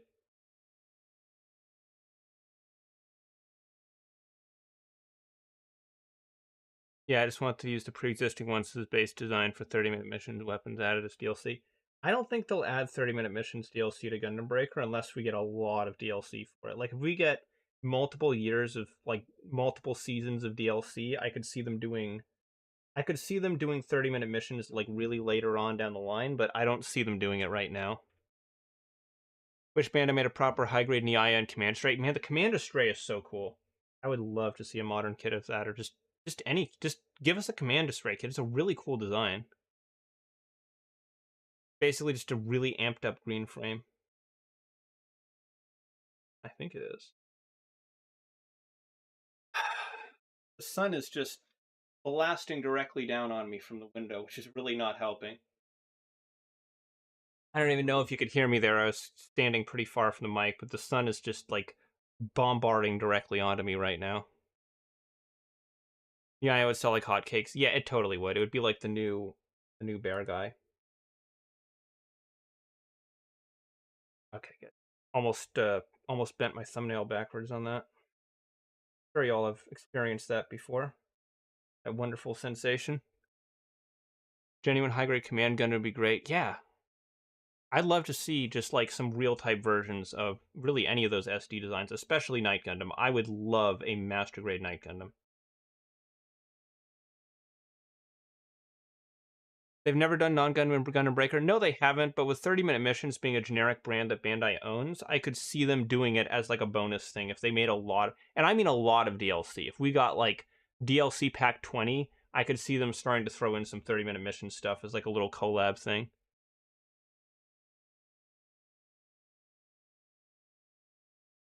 It'd be funny if other Sunrise properties were DLC, High Grade Dragonar or Dunbine. Again, that's something I could see them doing if they had enough. If they made enough DLC for it and the DLC sold well enough, I could see them adding some non Gundam IPs. It would probably be some sort of limited thing though, which is always annoying when it comes to DLC. I've seen that happen before, where there's like a crossover character as a DLC, but then the DLC is only available to buy for a limited time, and if you don't buy it during that period, it's just gone.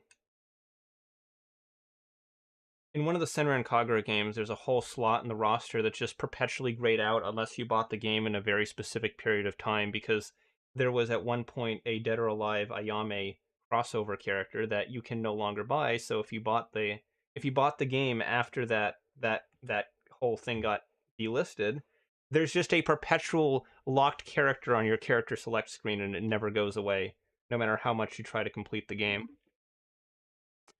Armored Core parts in Gundam Breaker would be really cool. Yeah, Leone, Stray. I did not know there were those later versions of it. I didn't read super far in the manga because there wasn't a lot translated at the time, but I just remember the base Nyaya.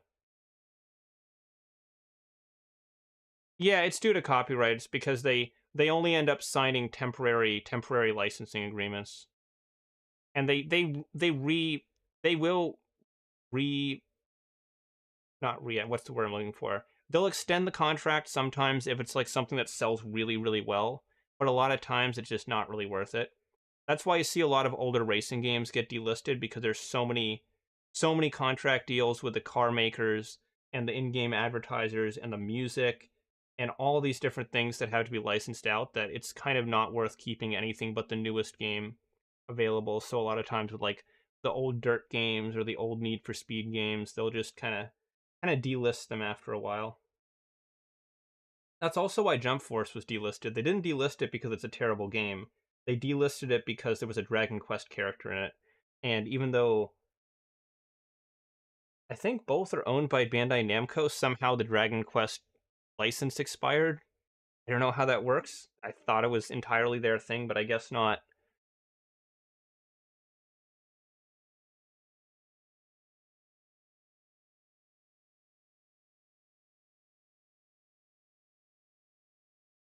Bandai does long-term DLCs. They'll probably end up like Dragon Ball Xenoverse 2 DLC.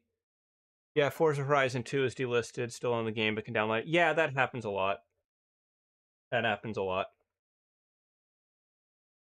Like clockwork with racing games. Well, if it wasn't terrible, it would have sold well and they'd keep it going. Probably. Probably, but boy was it boy it sure was not terrible. And like to be fair, I kind of liked Jump Force, but man, it was not a great game. The weird like action figure looking characters, like everyone's just like dead faces.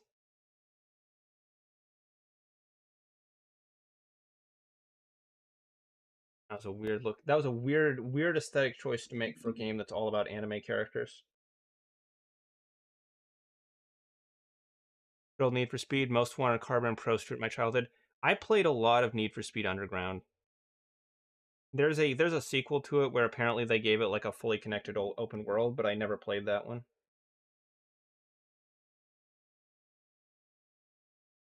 I really like Hot Pursuit 2012 as well.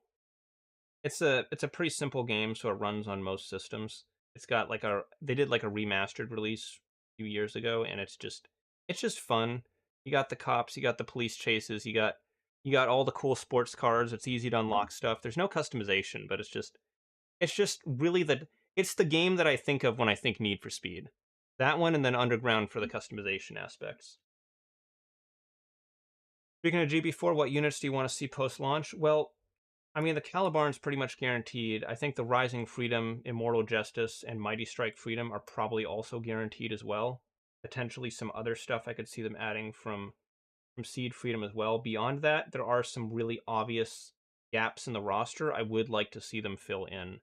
I think the fact that we don't have a GM Sniper 2 or a Crossbone Full Cloth after 4 Gundam Breaker games is absolutely insane.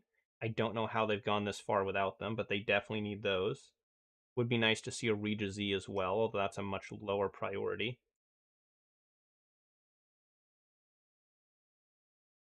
I would also personally really like to see the Reborns Gundam. I do quite like that design.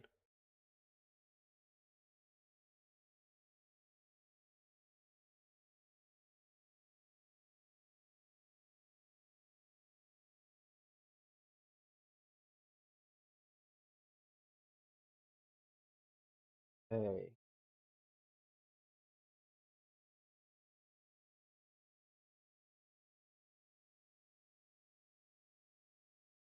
There's just a hint of a breeze finally blowing through the.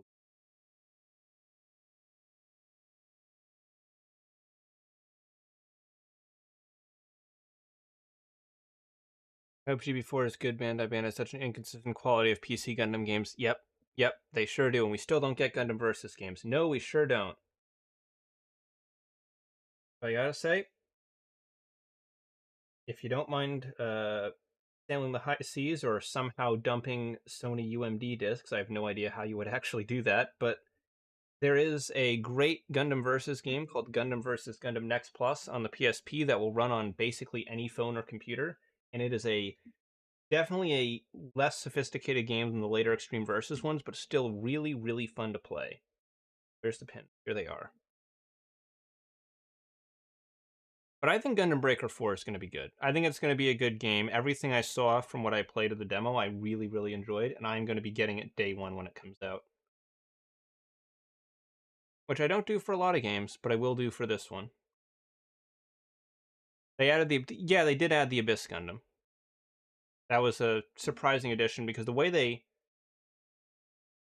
laid out their site in terms of the unit list, there was that whole more units coming later thing, but that the way they phrased it kind of made it sound like it was going to be DLC that they were talking about. So I was really surprised to see them actually revealing more kits past that. But yes, we are apparently getting Abyss Gundam, and if we're getting Abyss, I would not be surprised if we're getting Gaia, potentially Chaos as well. Because it'd be really strange if they just did the Abyss Gundam and not the other two. Yeah, Game Walk was in Gundam Breaker Mobile. Gundam Breaker Mobile had a lot of surprising additions that you wouldn't expect to see, but that's the fun of a mobile game, is because as long as they're making money, you keep getting more and more insane additions to the roster, and then whatever game you get after the mobile game never has like a tenth of that.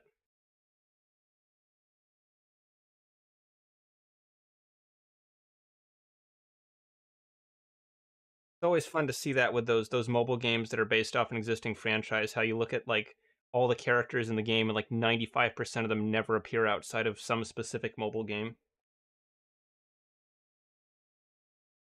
Like with Senran Kagura, there's like 4 schools, I think, in the main games, and then there's like another 25 in the mobile game. They did add the Extreme Eclipse phase into Gundam Breaker Mobile. Yeah, Gundam Breaker Mobile got some really cool stuff. I beat Next Plus 10 to 15 times. I got all the secret units at one point. Yeah, same.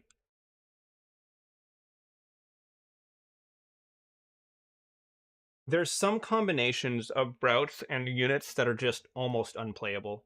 Like if you have one of the G Gundam suits and you're up against a boss fight where you need to use range attacks, you're basically screwed. You are not going to Shining Finger or Rafflesia.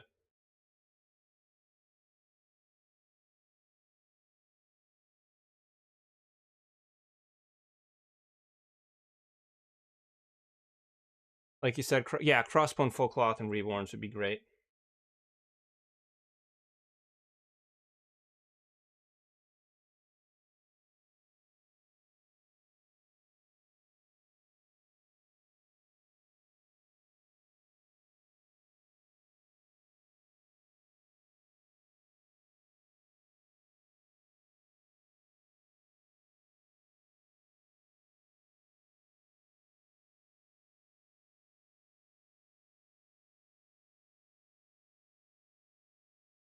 Before would be a good place for Exia R4 and Else Quanta, since they have design features that are exclusive to painted models and not plastic.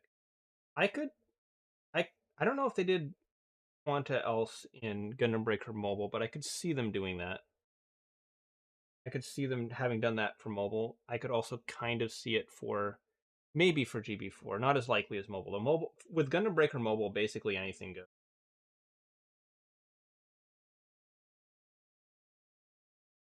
If you're playing all final routes in X Plus, Seed Gundam X and Turn A are the best 2 and 3K. Yeah, there's some units that are a lot better than others for that.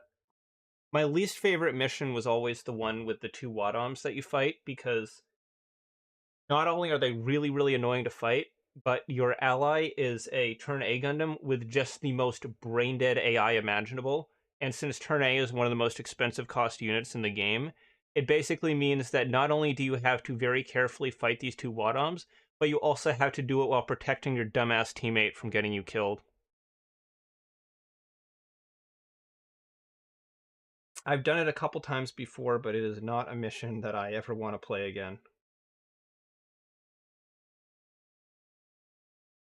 I'd also love to see some more build stuff added. There's quite a lot of build stuff getting added. There's a lot of kits from the Breaker, what was it, Breaker Battle Log, I think they called it, the like the Live Lance Heaven and the Perfect Strike Freedom. They're doing a lot of that for this game because apparently those characters are going to be very heavily featured in the story mode.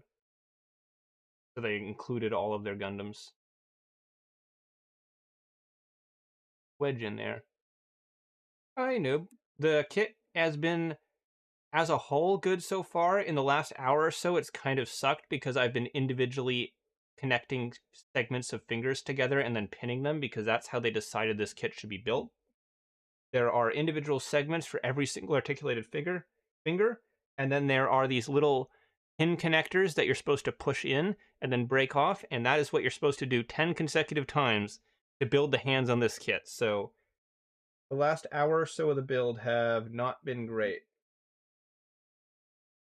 There we go. Okay, that one's mostly in. Bent off pretty early. I think I can push this down. There we go. I hate the Unicorn route. You have to beat the Gundam 2 Zetas, and the Unicorn with 2 Zetas backing up with horrible Char AI if you don't have a high damage unit like 00. Yeah, there's some really frustrating missions in that. I do appreciate the variety of content that you get in Next Plus though. Like there's so many different ways you can run the routes with how many different options you have. It was really surprising when I went and I played the original Gundam versus Gundam out of curiosity, and there's quite literally like five. There are five arcade routes for the entire game. The entire game, just five. It's like there's like four standard ones, there's a couple hard modes, and there's one that's got like a time attack gimmick or something, and that's the entirety of single player content for the game. Okay, yeah, I recognized your name change from Discord.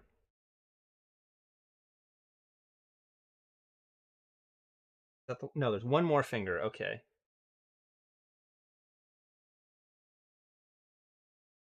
Probably be picking up the game for my birthday in August, killing for a Gundam Breaker. Yeah, this is gonna be a really good Gundam Breaker game. I think a lot of people are gonna like this. I would say maybe I could get some sort of like reviewer access key from Bandai, but I'm saying that as I'm building a third party kit from China, so that's probably pretty unlikely. Something tells me that Bandai would not like that. New Gundam Breaker is literally just a tool for customization. Yep, that's exactly what it is. Buy it on sale, download 100% save, and never open the campaign. That is the best way to enjoy New Gundam Breaker.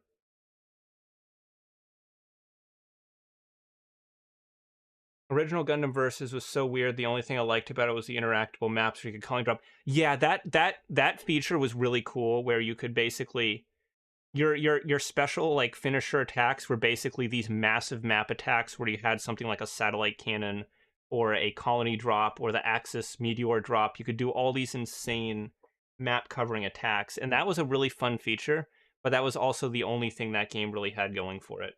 The roster was tiny, the single player content was pitiful. It was really pales in comparison to Next Plus. Oh hey, Riku's here. Welcome to the stream. I need to start scheduling out my streams earlier ahead of time so more people know that they're happening.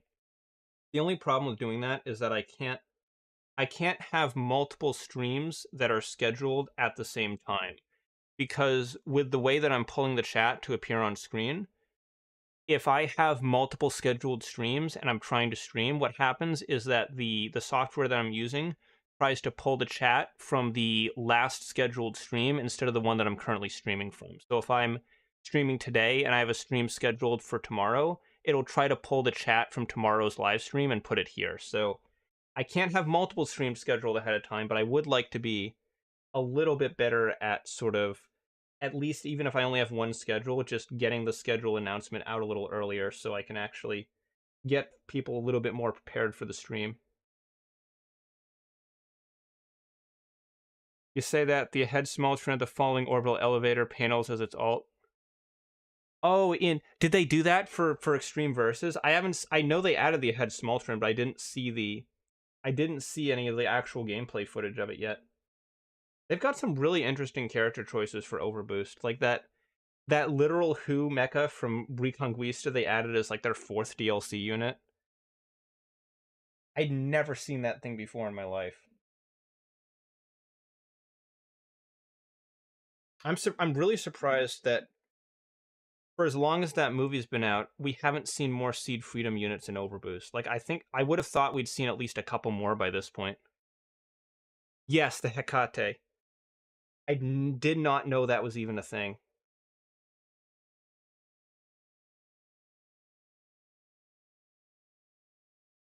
There. There we go. Last finger. Now, I need to carefully insert and assemble all of these fingers. And then you to build the better parts of this assembly process. The PSP really did pop out two of the best Gundam games with Gundam Next Plus and G-Gen Overworld. Yeah, G-Gen Overworld's really cool too. Honorable mention to Gundam Universe, but the gameplay is god awful. Yeah, I've tried playing all the PSP Gundam games, and I've found that a lot of them are not very good. And then there's ones like Gurren's Greed that should Fuck these fingers. There's games like Gihren's Greed where the game is probably good. It's just that it so heavily relies on you being able to speak Japanese that it's not really playable in English. I would love it's a huge undertaking, but I would love to see some fan translation group do a translation of one of the Gihren's Greed games. It doesn't even matter which one it is, just one of them. I want to experience playing a Gihren's Greed game in a language that I can actually understand.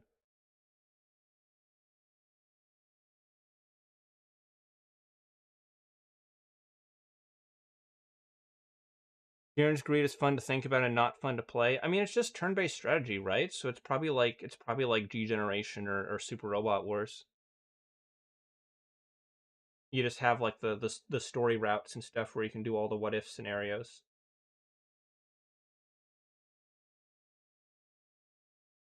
That really does sum up how I feel about the last hour or so of this build process. This joint doesn't seem to want to bend down, so that's just how his hand is going to be from now on.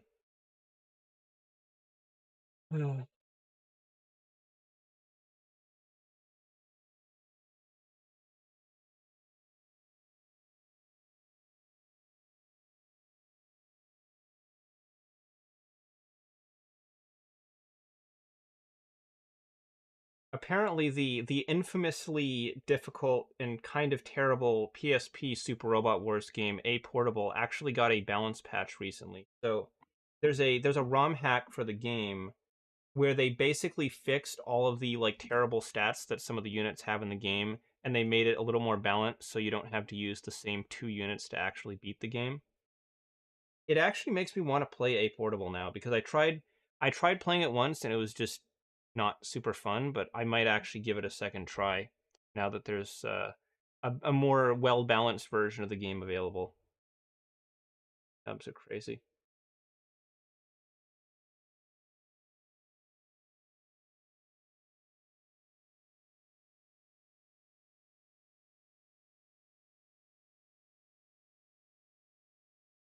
When Bandai thinks the time is right, the Mighty Strike Free will be added to Overboost. Oh, I'm sure it will. They're gonna have to nerf the crap out of that thing though. Imagine if it could actually just like one shot kill for its extreme burst attack. You just have that forehead cannon, and you just boom, just delete your opponent out of existence.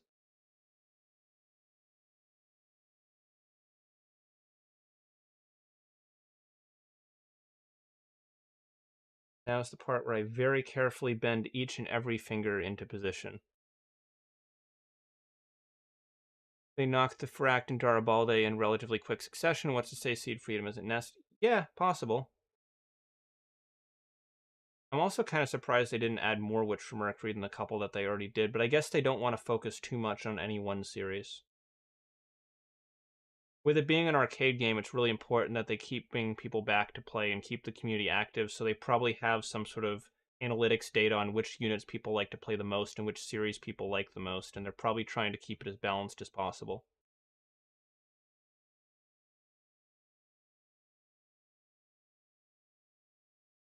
And go in there.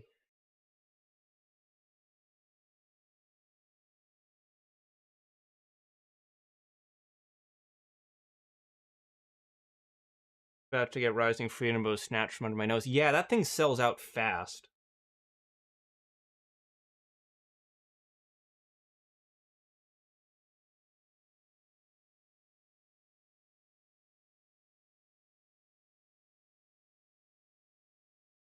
The wrist stem feels like it sticks out more than it should, but I guess that's just how it's designed.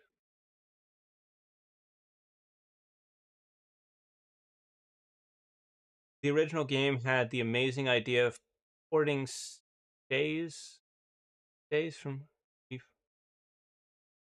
stages from the OGA from like 2001, which was rooted in a fundamentally different philosophy and a different set equations. Yeah, exactly. They tried to like copy and paste aspects of the old game to the new game, and it just didn't work. It's one of those games where you almost wonder if anyone working on the game actually play tested it. Like if someone at Band Presto just sat down and actually tried to play A Portable, they would have immediately realized what was wrong. Play Gihren's Xeon route first and develop your MS tree and follow the wiki event tree. You can effectively save every zombie and fuck up the Federation drastically in late game with dropping Luna 2. Huh. Okay. The Daitarn 3 final boss in a portable is one of the worst in the franchise. There's also OG Gaiden, a game with extraordinarily spongy enemies and chock full of unfunness. Yeah, there's a lot of SRW games out there that are just not in English. But surprisingly, I've found actually even the hokiest of machine translations actually give a decent enough idea of what's going on from a story standpoint. I was playing, I don't remember which one I tried. I think it might have been like Shin SRW or something on the PS1, but I was trying it with a like an optical screen reader translator, and it was giving pretty readable results.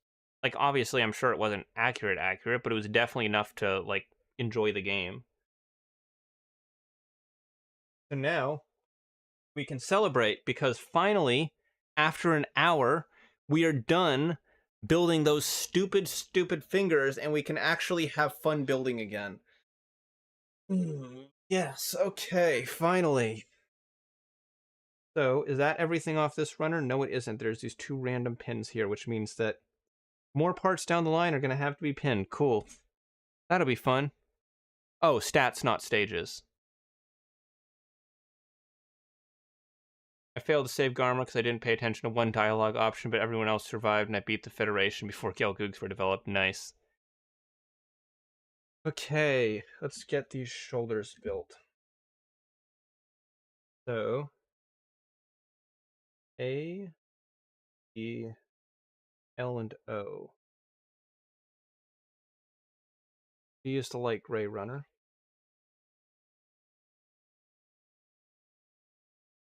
Grab 20. If you want to hate an SRW game, play J. It's untranslated, but the gameplay. Oh, it's translated, but the gameplay sucks. Reinforcements, spongy enemies, and certain units felt useless, while others like Zerometer exist. I played a bit of J. It seemed pretty cool to me, although I didn't get that far into it. L is not the red runner. L is not the yellow runner. It is one of the gray runners. Oh, it's the frame piece for the arm. Okay, yep. 05. That would be the. I basically did that for the landmark stages in Alpha 3, like M7 Finale, Third Impact, BM3, and Stage Final. Jay is extremely biased towards Mazinger archetypes. Well, that's okay because I am too. For those of you who watch Seed Freedom, how much prior knowledge you need to understand the movie? I mean, I guess you probably need to have seen Seed or Destiny. I've not seen Destiny, and I'm not planning on watching it before Seed Freedom. But I've played a few games that had story campaigns for Destiny, so I feel like I have a good enough general idea of the story. What's the piece of this runner? 21, 21, 21. And yeah, this is why you want to make sure you have more gate connections between your parts, because otherwise if one pops off, it just kind of flops down like that. 21, airsheet.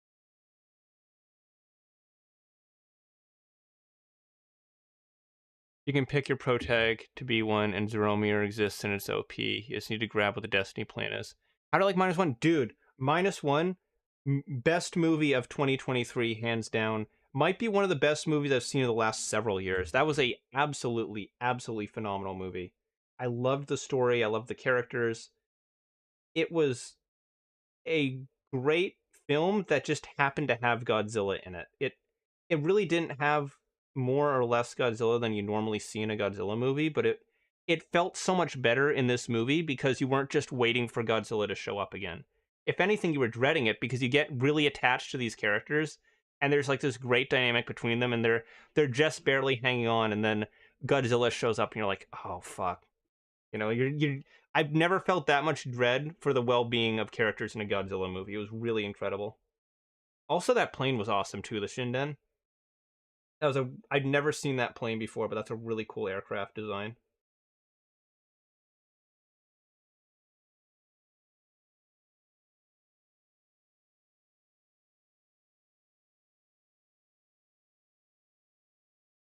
Only need to know if it's a Halo 5 situation where you need to have read a billion books to have a clue. No, it's not. You just have to have seen a couple shows. I don't think Seed Freedom draws anything at all from the manga.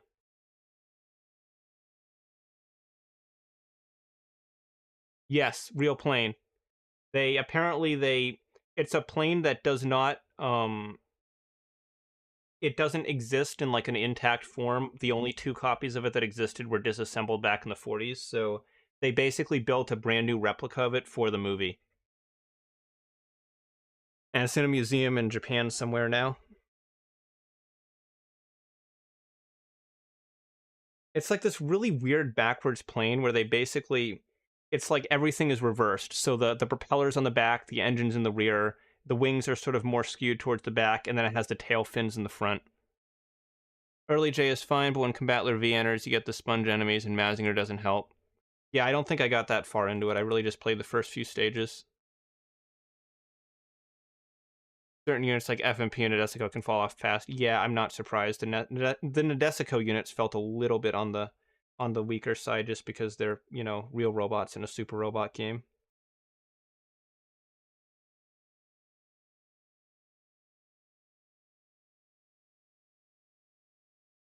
Oh, going to add a little yellow piece there. That's the yellow part, right? Yeah, I'll run with yellow pieces. 10, 10, 10, 10. There you are. All I hope is Bandai overproduces the Infinite Justice Type 2 like they did the Mighty Strike Freedom. They probably will. They know how much those seed sets are selling. They know how well those seed sets are selling now. They're not going to underproduce them. Oh, hey, Manpig, welcome to the stream. Estivalis are basically always mid SD, yeah.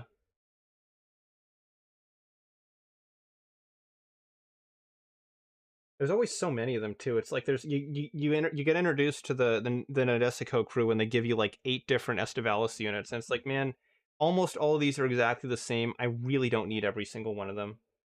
That's why I like how in T they sort of consolidated them together into a couple less units, so you don't have just a billion different Estivalises floating around the battlefield. Manpig, you missed the single worst part of this entire build. So basically, this kit has 3.0 style hands, and they are completely unassembled. But you don't just have to clip together the individual segments of each finger. Instead, you have to line them all up because there's no clips. There's just holes. So you line all the holes up, and then there's these little flap pieces that have these 2 pins coming out, and you're supposed to basically push the pins down the holes, and then you cut the flap off. So you're basically hand pinning the finger joints for every single finger on both hands. And the fitment on these fingers is not super great. There's like this click kind of when you push them in because they don't sit far enough down the socket to smoothly rotate around. The hands on this thing, they suck so bad. This thing could have had some pre-built like 3.0 style hands, and it would have been so much better. They already gave us a full pre-built frame, but they were like, nah, when you build the hands, we want you to suffer. You gotta suffer. And that was what the last like 45 minutes to an hour of this build stream was literally just building fingers over and over again. Over engineered, or it's definitely under engineered. It's a really, really, really bizarre, terrible choice that I never want to see a movie. I never want to see a single model make that choice again. I'm never building another kit that has hands like that. Yeah, love the copy paste roster filler. Estivalis, Cross Angie Paramail, the Shrike team, the VFs and non-squad titles. Yeah, the thing they did in T where they sort of grouped them together into like the singular units that just have like the other guys as kind of supports for them was a really smart move. VFs are fun in games like UX with pairs or games with Alpha 3 with 4 squads. Yeah. Leisner somehow falls off and gets back up because of mobility. Everything that's not Leisner you should probably ditch too unless you save Gale, which is possible, but I save AG's sister. Yeah, we were talking about Super Robot Wars, Manpig.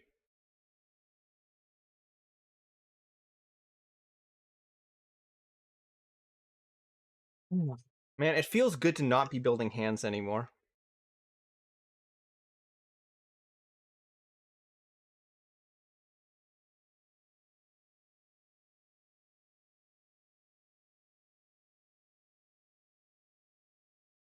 If these guys make a silver bullet suppressor, I'm lighting it on fire.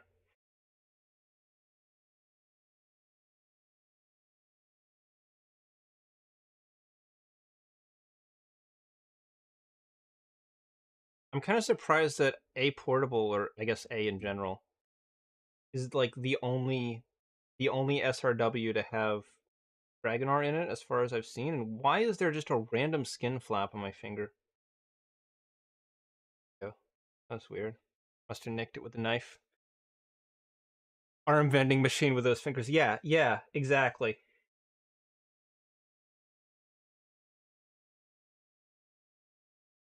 Oh, oh, look at that. That's kind of cool.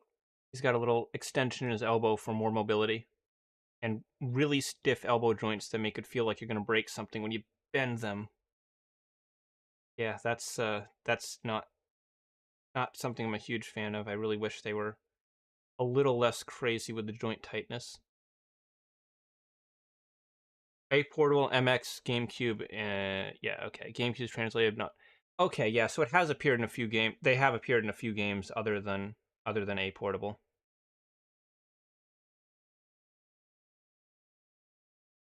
So now build the other mirror side. The other mirror side of this one.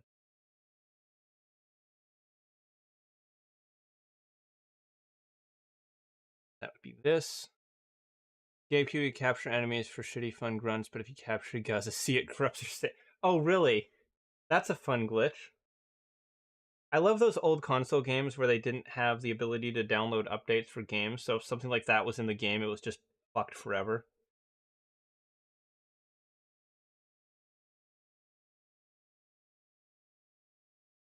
Bokurano makes it in a mainline SRW, not staying in X Omega. Yeah, that's another example of what I was talking about, where the mobile game has so many things that you just never see in the mainline. Like, mobile SRW had like some weird stuff too. They had Mega Man, they had Godzilla.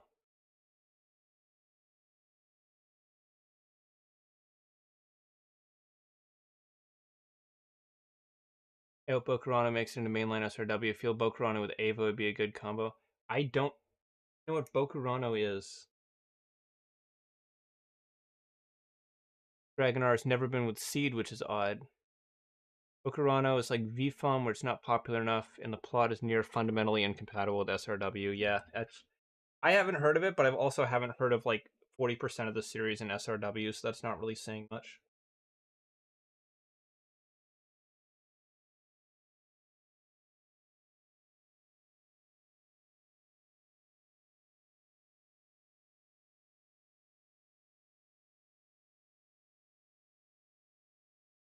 X Omega, no plot, so it could.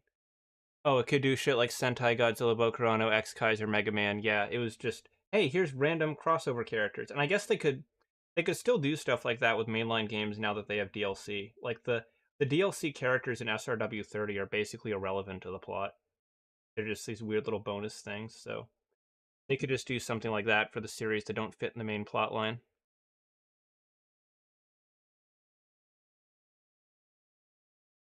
Bokurano is the most grimdark mecha series ever conceived. I've never heard of it. About 8 kids piloting a giant robot to save the Earth, and each time they win, the main pilot dies. What the heck?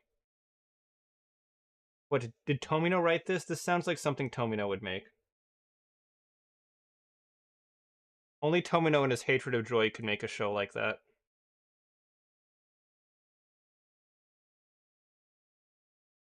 VFOM would be one stage long with SRW, since the plot ends once the kids reach civilization.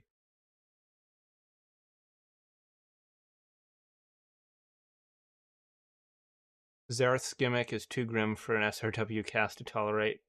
Runs on the life force of the pilot. Okay. I need to look that up. Bokurano. I'm gonna get that on my phone because I can't look things up on my computer when I'm building. My mouse and keyboard can't be on the table with me because it's full of runners and crap. Bokurano. Bokuron. Let's see. Bokurano. I've never seen this before. Written by Morio Kito, serialized in a Seinen magazine. Yeah. Okay. That is completely alien to me.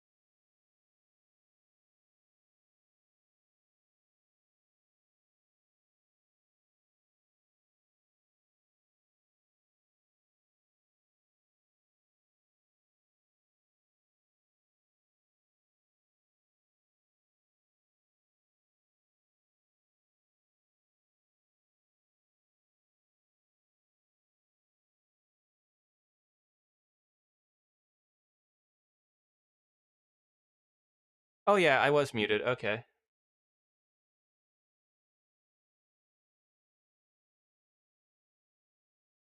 Um, here we go. Yeah, I didn't say anything important. It was just reading comments out.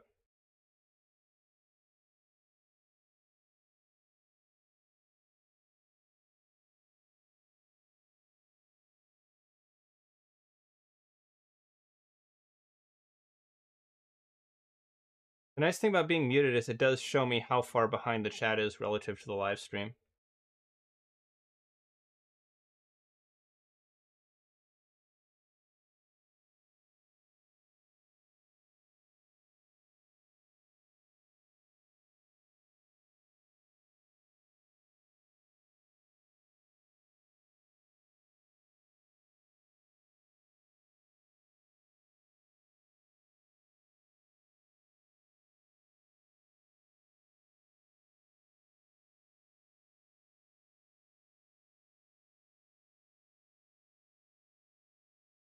Oh, that's where these parts that I cut off come in. Okay.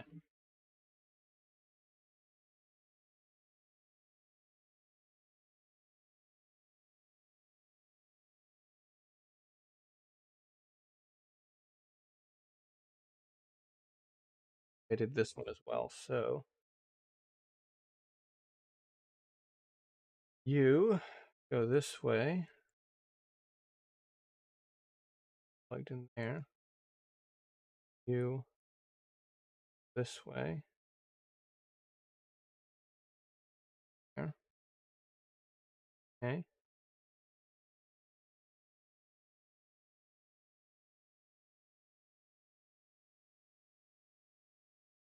Wait, what did I build this for? L15. Has Razorfine or Escaflowne made it to SRW? I'm pretty sure Escaflowne's been in a few. Couldn't be me. Just spent $40 to ship a $60 kit. Yeah, that happens.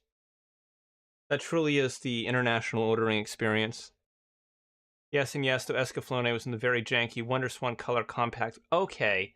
Yeah, there's some shows that are exclusive to some really weird SRW games.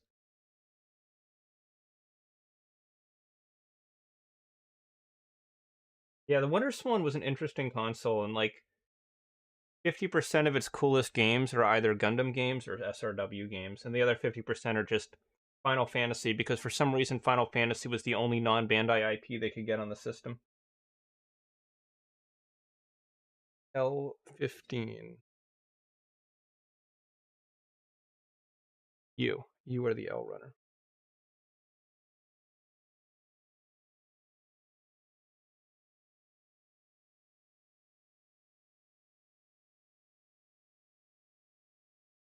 Compact 3 is an interesting game where units are either literally useless or the strongest thing ever. The main character unit in C3 is OP, while Great Mazinger's bin fodder. Oh, great. Compact 3 like Mechander, Robo, Acrobunch, Betterman, and Escaflowne. Hope Megazone 23 makes it out of SRWD and Dangaio returns. Yeah, Dangaio's neat. I kind of want to see if Dangaio and Tekkaman Blade duke it out. That would be a cool pair to have in the same game. Being one of the earliest moderoids that doesn't even do half the current quality or gimmicks the line should typically have. Oh, the Escaflowne. Yeah, that was... I think that was a pretty early release for them.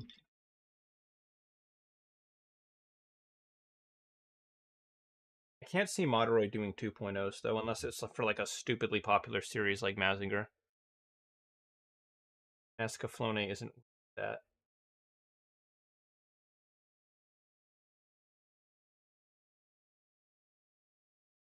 What are you asking me to do?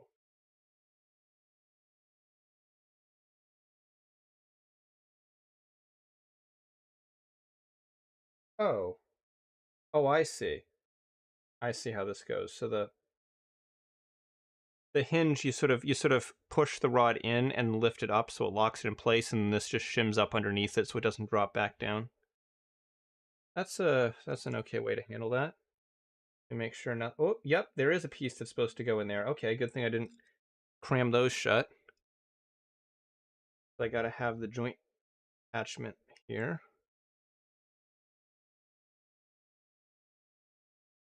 They're doing one for Ikarugi from Knights of Magic. They're doing a 2.0 for it. Really?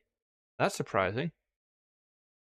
And yeah, they updated Mazinkaiser, but that's Mazinger. That's like one of the biggest super robot anime ever, so that kind of makes sense they would do that. Also, they've sold a lot of Mazinger variants, so they're clearly easy money.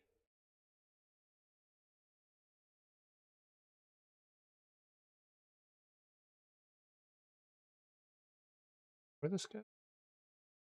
I assume so. Makes sense for it to go there.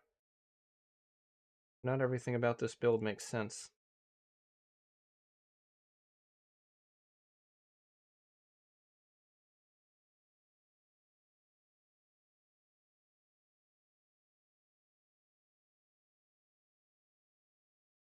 That is a seam that refuses to close. Look at that.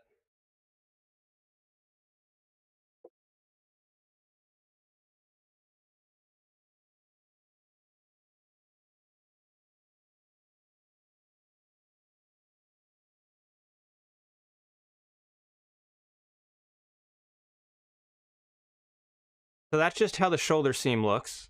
It doesn't go any further. That's just how it is. That's nice. Okay. Hopefully there's some extra armor parts on the outside that'll help hold that together better.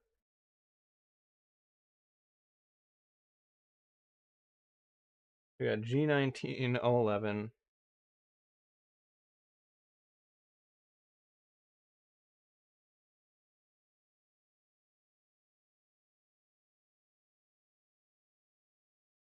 Moderate making an affordable shin getter? Yes, I believe they are.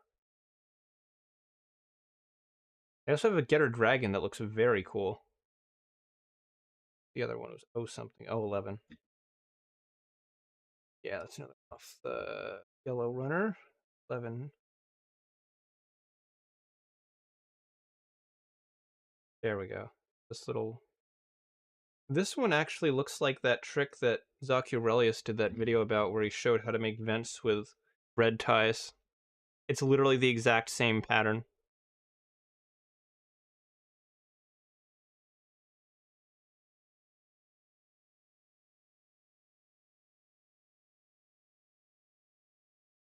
Moderate really just needs to print more kits so US stores can get kits at MSRP and hold them like Kodo kits. Yeah, they do really limited runs because a lot of these kits they just don't know how well they're gonna sell because it's like, you know, literal Who from random 70s anime number 706. And even if it's a show that's moderately popular in Japan, sometimes those shows are just have like a non-existent fandom in America, so it's hard to judge how many they should actually bring over.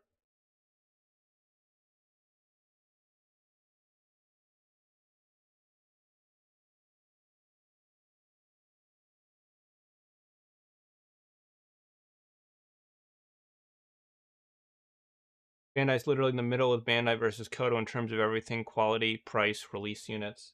Yeah, they kind of are. I will say Kodo's doing really good when it comes to the Mecha Musume models, though. I said it earlier this stream, but I really want to build my Frame Arms Girl Durga at one point.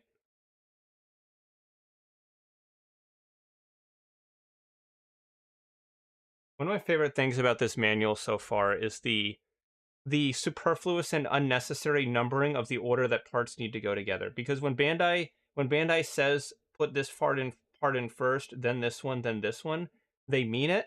But here it's basically just some steps will have numbers sometimes, and it doesn't actually mean anything.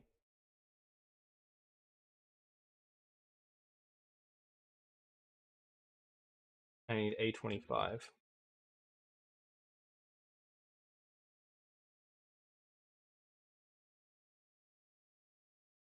Kodo Mecha Musume is good, but like I have two 99% finished big Mecha Musume kits. They're so fun to buy, look at, and build.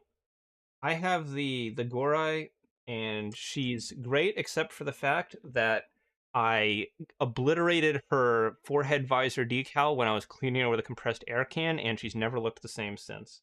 Which is a shame because that was one of the coolest details on the figure. Was she had this really elaborate kind of decal pattern on her like night vision visor, and I hit it with some compressed air while I was cleaning, and it just went poof. And I don't mean it flew off. I mean the water decal itself just disintegrated. Like it turned into vaporized just poof. There were no pieces, there was no debris, it just crumbled and just boom, gone. Obliterated into the shadow zone, gone forever. Until you're almost done, they become the worst, most miserable thing I've ever had the displeasure of touching. I should buy some of the actual simple ones.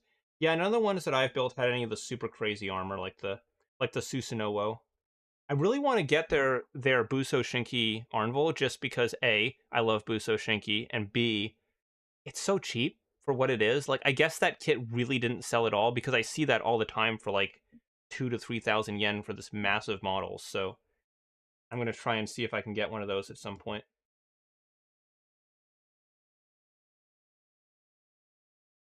It is tragic, man. Koto's kind of a low bar because they have a very disproportionate preference of kits over the others. Armored Core and Zone of Enders were dead for so long versus Mecha Musume and Hexagear. Yeah, their their original IPs seem to be their bigger sellers in terms of what they like to reprint. They'll always print more Hexagear. They'll always print more frame arms and Megami devices because those seem to be the ones that are really do well for them.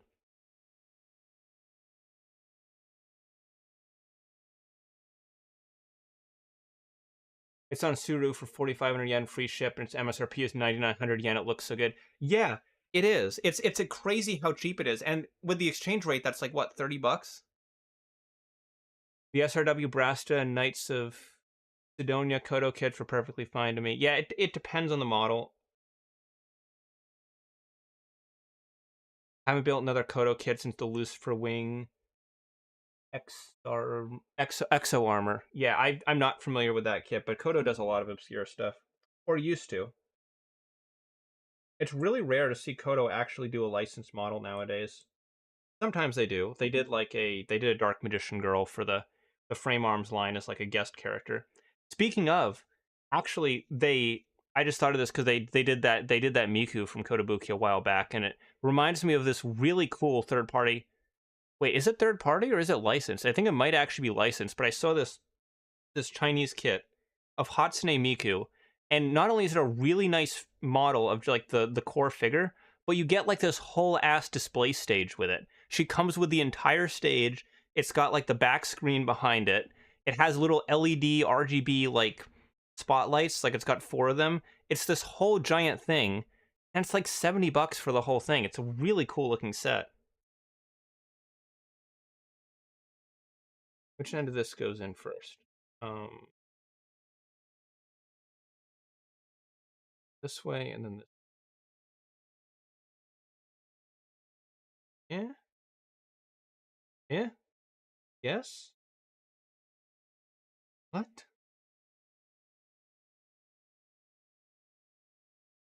Let me try and squeeze this in here.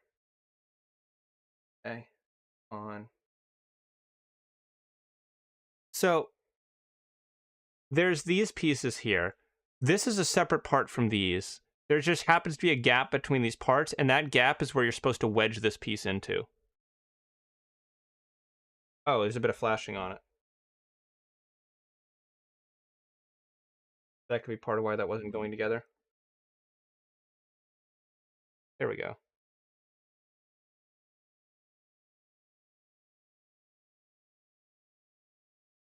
It's not really a QC issue, it's just a really bizarre construction method. The best way I can describe this is this feels like the Gunpla equivalent of an illegal Lego building technique. I'm like squeezing a part into a space where it shouldn't be, but I think that's where it's supposed to go.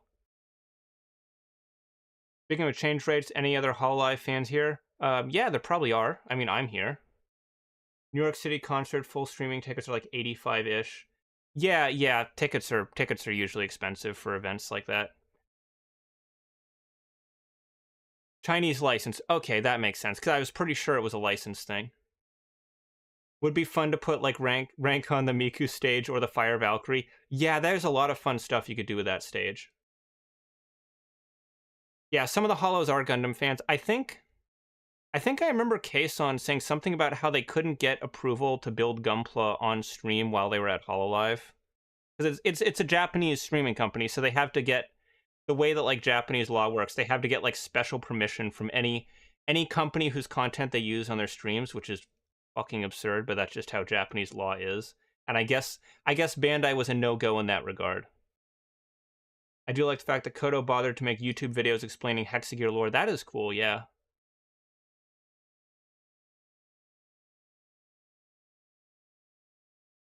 I want to rank a kid that isn't half naked. I understand. Yeah, exactly, a fully naked one. I'm sure they make like Megami Device aftermarket kits for that. But I agree. I agree with that sentiment. You should never do half measures. If you're gonna go half, you should go all the way. Wow. After the last 3 minutes of talking, I finally got that piece in. That is a really it's not a bad connection in the sense that it's insecure. That's just a really bizarre way to connect two pieces. Cheap compared to HoloFest. All I'm saying is the new Walkure ones are perfect. At the time, I don't know if they tried recently, but Korra got them the rights to play FNAF games recently. That's cool. It's nice that the rights change over time for stuff like that. And I just gotta be kidding me. After jamming those parts in, I just realized there's a nub hidden behind one of these pieces that's gonna bug the crap out of me. Hang on. I gotta do some surgery on a grape now. I have to like wedge the knife in there because I can't get the parts apart anymore, but I can see the nub and it's going to drive me mad. There we Oh.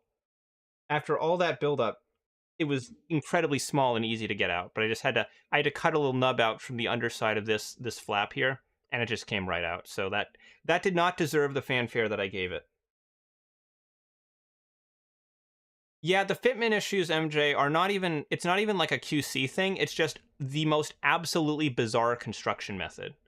So basically it's like this piece, this there's a ridge that's on this part, and then this other piece connects here, and there's a gap between them that looks like it's just a normal armor gap, but you're supposed to like smush another piece between there. It's such a bizarre, just absolutely bizarre way to construct that.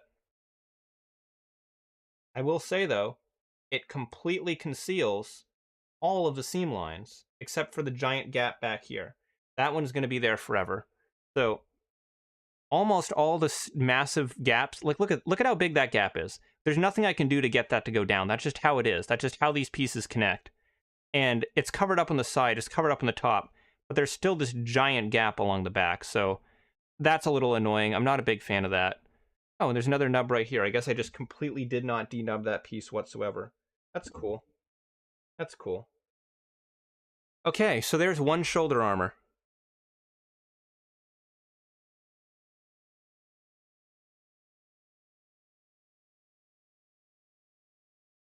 Bandai's so stupid, literally ultimate marketing, right?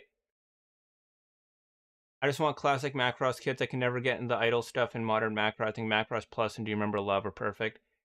Yeah, I mean we got some Macross Plus kits recently from Bandai.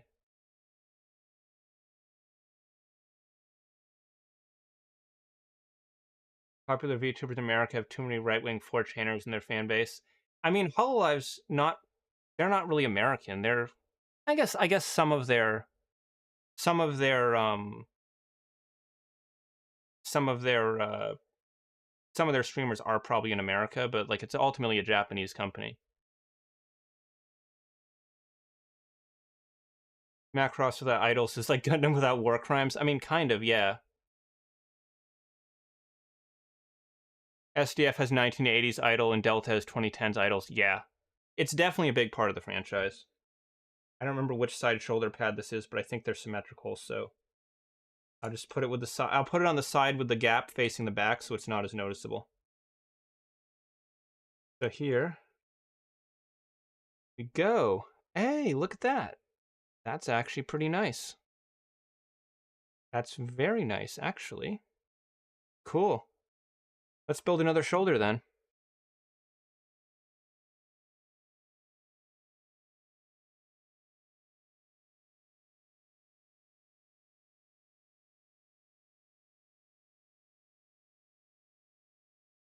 Is it worth the pain I went through? Um, yeah, I think so. It would be nice if I could get rid of that gap up there, but oh well. So, there's my other arm. Now, I just need grab all the pieces for the other shoulder so I can continue the same process again. Hip skirts seem pretty thick. Do they have some kind of gimmick? The side skirts are where they're the holsters for the pistols. So the front skirts are just thick because they have inner frame, and the same thing with the back skirts. But the side skirt armor has this just giant hole in the top, and that's where you drop his pistols down into. He's got like the Dynamez style pistols. Why would Bandai license more idle stuff when Bandai literally has 3 to 4 idle series hands? Idolmaster, yeah, because with the Idolmaster, they can make $20 faceplate and hair sets, and yes, that's a real thing they do. There's add-ons for the 30-minute missions Idolmaster figures that are literally just a couple faceplates and a couple of hairstyles, and they're like $20. And people pay that for them because it's Idolmaster, and Idolmaster fans are insane. Wait, where does this go? Why did they have me build this? This doesn't go anywhere on the arm. Right? Please don't tell me. Oh my. Me. Where was this supposed to go? Where was this? Oh. Oh, it's in. Guess who's ripping apart an entire shoulder again? Because this is supposed to go in there. I guess we are just going to be building arms today. Okay, then. Time to undo everything we just did in the last 20 minutes.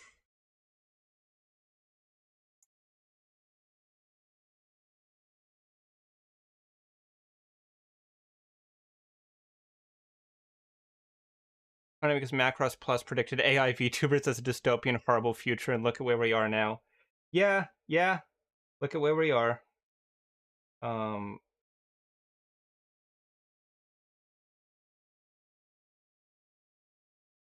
It's literally at the bottom of everything. I need to take apart every single piece of this shoulder if I'm going to get that part back in.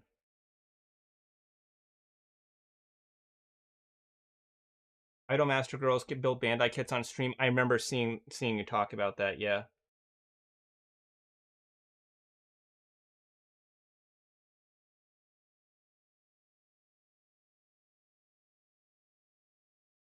Oh. Well, that actually wasn't that bad. That wasn't as bad as I thought. Those pieces I was not expecting to come apart that easily.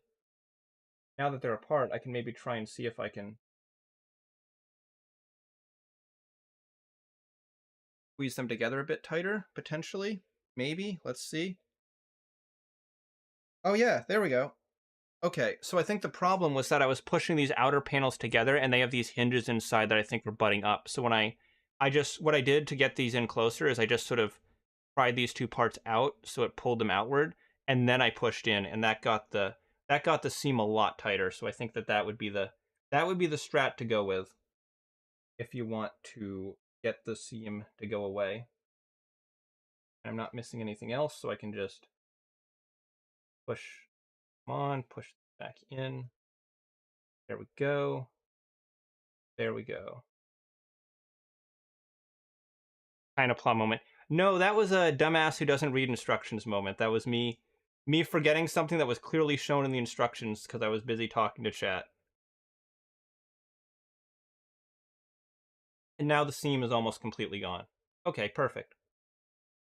Well, I'm glad I had to disassemble that because otherwise I wouldn't have figured out how to fix the seam.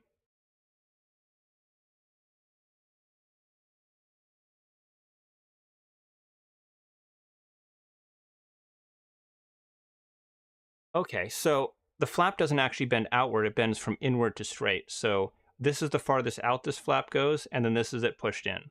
So it's like it completely encapsulates and seals up the shoulder armor, which is kind of an interesting design. So there's basically no, when you have all the armor panels folded in, there's no gaps around the shoulder, and then you can lift them out like this, and that gives you more shoulder mobility. That's kind of neat. I don't see that a lot with Gundams. Okay, so now 2 hours and 30 minutes into the stream, we can start working on the second shoulder.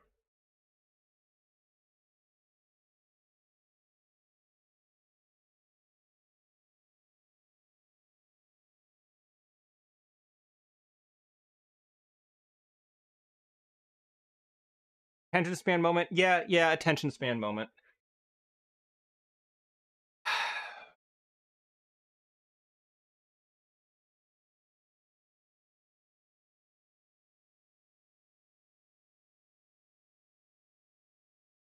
So let's cut out all of the. I started cutting out parts for the other shoulder when I first realized there was something. Okay, it's right here. Good. When I realized there was something wrong with the first one, so I want to make sure I don't lose track of any of the parts. These two, both of you, and I don't think I need this. Yes.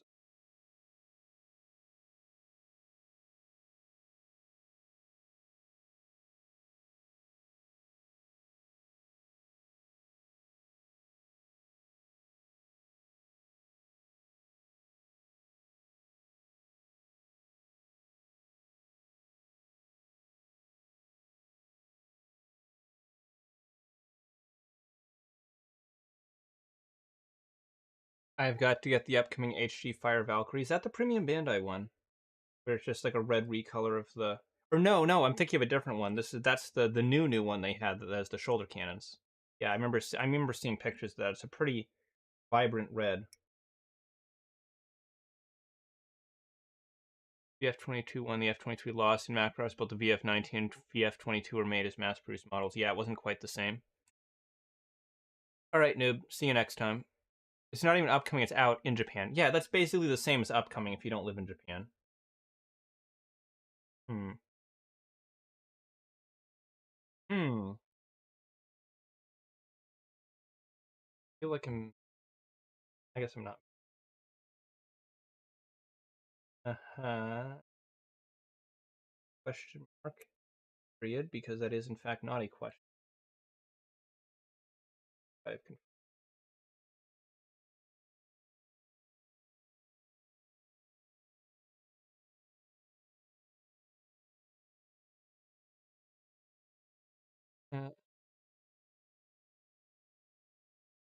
gonna get the HG Barzam tooth for my proxy bit. Yeah, that seems like a kind of cool kit. I'm not big on the I'm not big on the advanced Zeta designs, but I do think the Barzams have been good. Oh, I don't think I do. Else from yellow. The other L runner. Oh, quite a few pieces. L runner. Half of the L runner actually.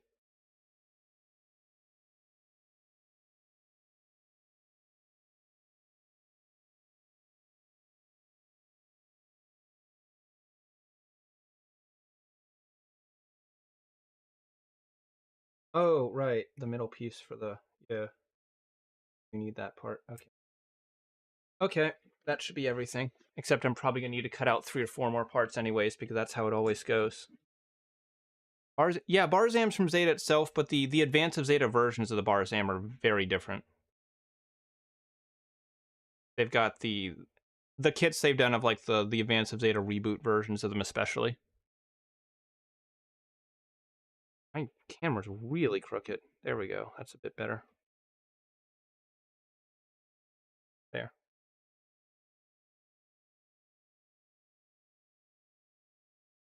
All the coolest military vehicles are not mass produced. Yeah, that tends to happen.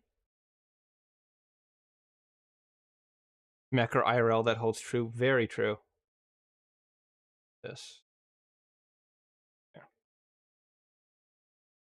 That one.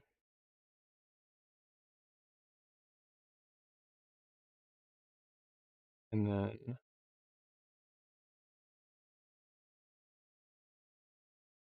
they're more like the best guy in the carrier flies as one plane for a top gun mission rather than a squatty machine.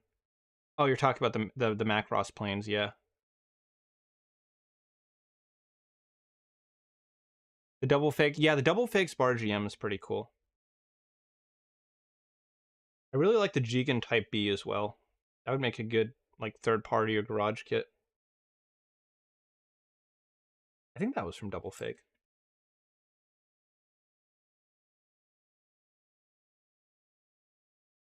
Zeta Barzam bodies AOZ Barzam. It does have a simplistic elegance to it, but I do like the reboot design as well.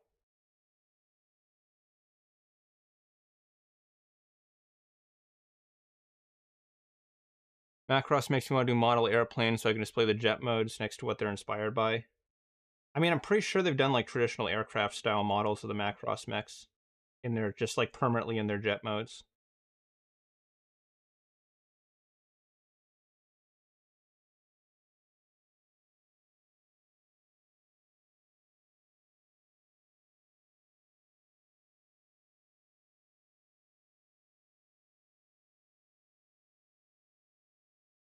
This is going to go so much faster than the other shoulder, which means one of two things. Either everything is going to go well, or I'm going to rush it and mess something up.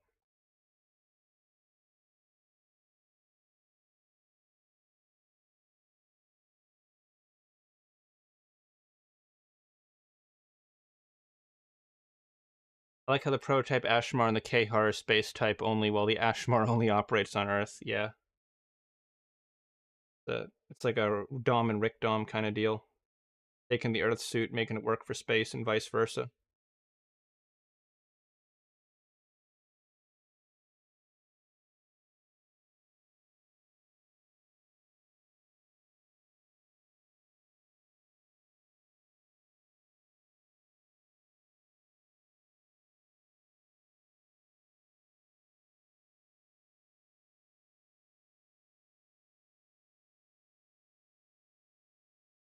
There's a space Ashmar and a background shot in Double Zeta. There is. Okay. I mean, I guess there's nothing that would stop it from operating in space. It's not like it has wings or something. Designed for atmospheric combat. Man got lost on the way to Brazil. I mean, with how scuffed 80s anime are, sometimes it could have just been an animation error. They just grabbed some random mobile suit to put in the background and it happened to be an Earth type one.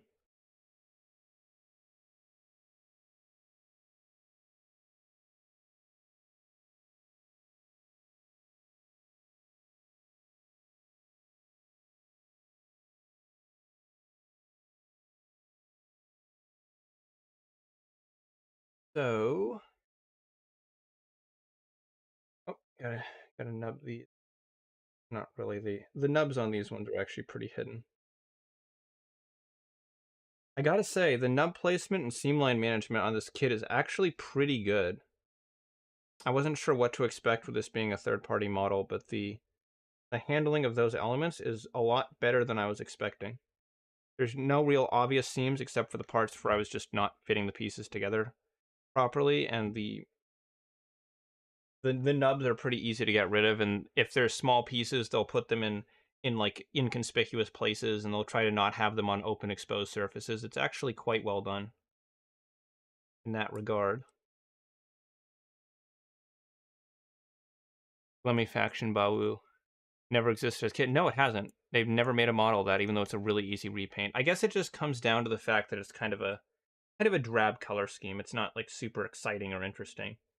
I don't think the Bawu was ever that big of a seller, which is unfortunate because I love the Bawu, but I don't know if that model did particularly well. The right one? No. Wrong side. Right side. Hey, there we go. You don't look like you're denubbed properly, and you aren't, because of course you aren't. Never are. There you are. Shaved and clean. Hitched a ride on a mass driver and hope for the best. They just put stuff in the scene to make the scene look full and not empty, to be honest.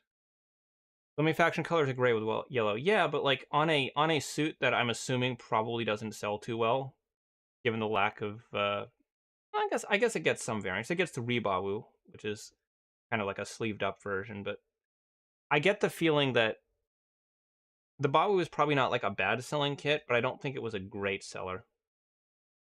I just kind of got that feeling. That's completely unsubstantiated information that I just made up. It came to me in a dream.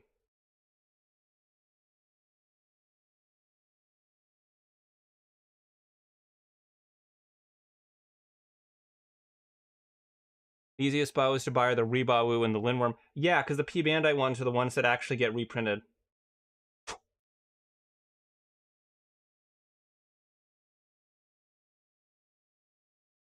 Love the Zeta and Gundam Mark II, of course, but I still prefer earlier UC suits. I really like the Zeta and Mark II specifically as Gundams. I think they look really, really good, especially the Mark II.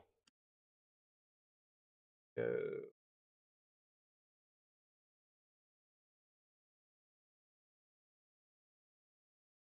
that little gray piece.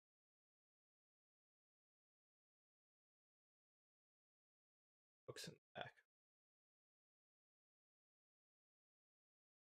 Hate the Dovin Wolf, but like the Silver Bullet. Yeah, the Silver Bullet's really cool. I don't mind the Dovin Wolf either, but it's definitely not as cool as the Silver Bullet. I especially like the Jigen face version of it.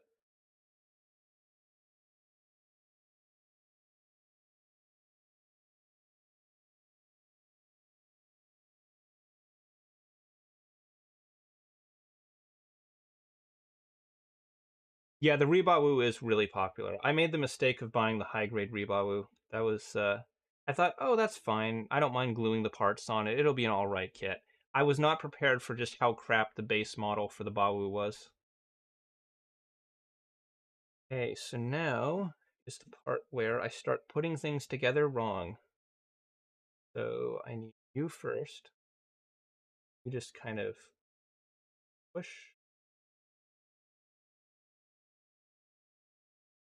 up that, grab and push that up in place. Yeah, there we go.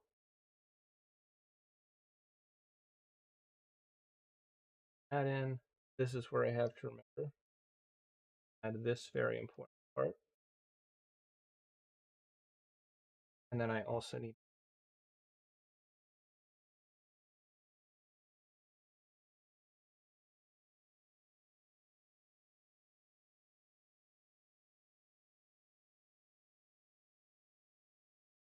up.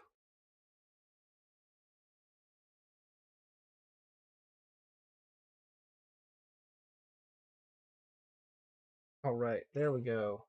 That is quite a bit better than before. Now, look at how quickly this is going together, just one piece after another.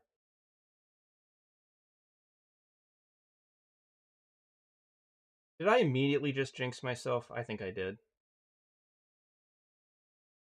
Okay, so the tab, there we go. The hole for the tab was a bit scuffed. Get her in there.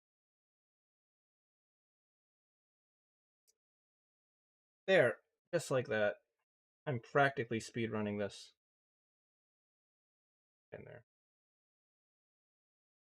I should just learn to shut up when I'm building so I don't jinx myself repeatedly. Come on, get in there. Go.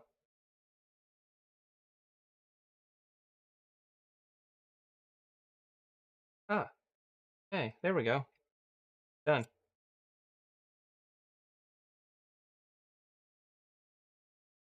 Built mine as the Gundam face because the HG Silver Bullet Gundam face is such a good sculpture. Yeah, I built mine with the Jigen face, but that kind of works out anyways because I have a Silver Bullet suppressor too, so I have that one with the Gundam face. So I end up getting both face versions with the two variants. Yeah, I think Debon has done the Dovin Wolf.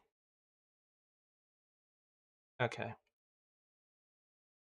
So there's those arms.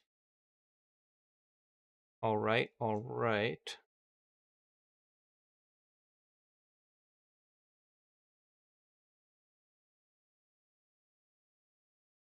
Bought the Dovin Wolf. Oh, the Daban Dovin Wolf recently, since apparently they just got restocked. It's overpay, but Bandai's never reprinting that Double Zeta version. No, they are not.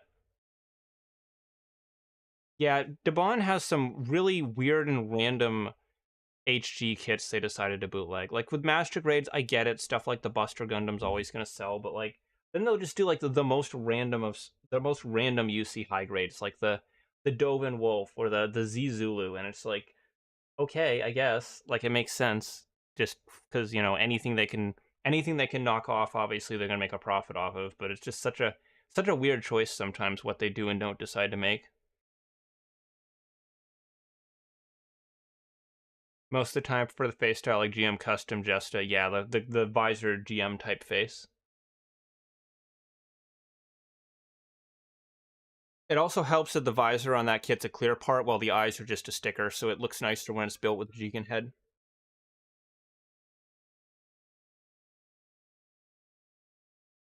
And yeah, Dipper, I heard about the or wait, the Dipper Dubbin. Yeah, Dipper said that. I heard about the Daubon physical store. That's pretty wild. It's like having like a. I was gonna say it's like having a bootleg Apple store, but I'm pretty sure they have those in China too. So I guess it's not really that surprising. It's just kind of funny to see a specific bootlegging company get so prolific they can have their own bootlegging store, and that's just an actual thing that they can do. Gabanzi Zulu is sadly Giga overpriced. That's unfortunate. I guess it's not that hard, not that expensive to get a Bandai Z Zulu though, so that's fine. At the very least, I feel like I've seen them floating around not that long ago. No pun intended, given they're an aquatic suit and all that.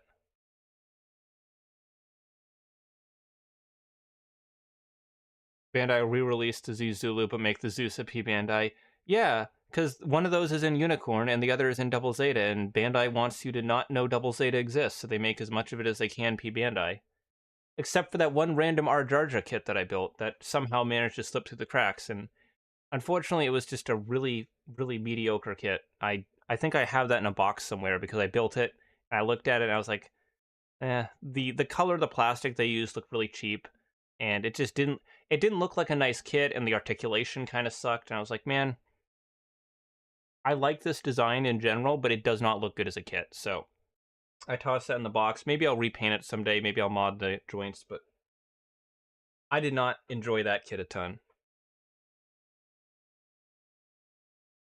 Oh yeah, Dryson's a super cool one, and that's one that really doesn't get reprinted a ton, but I love the Dryson's funnels. It has those like rotating circular blade funnels, and I wish that was more of a thing because the Gespent has it, the Dryson has it, and nothing else. It's such a cool weapon, and I wish we saw more weapons of that style in Gundam.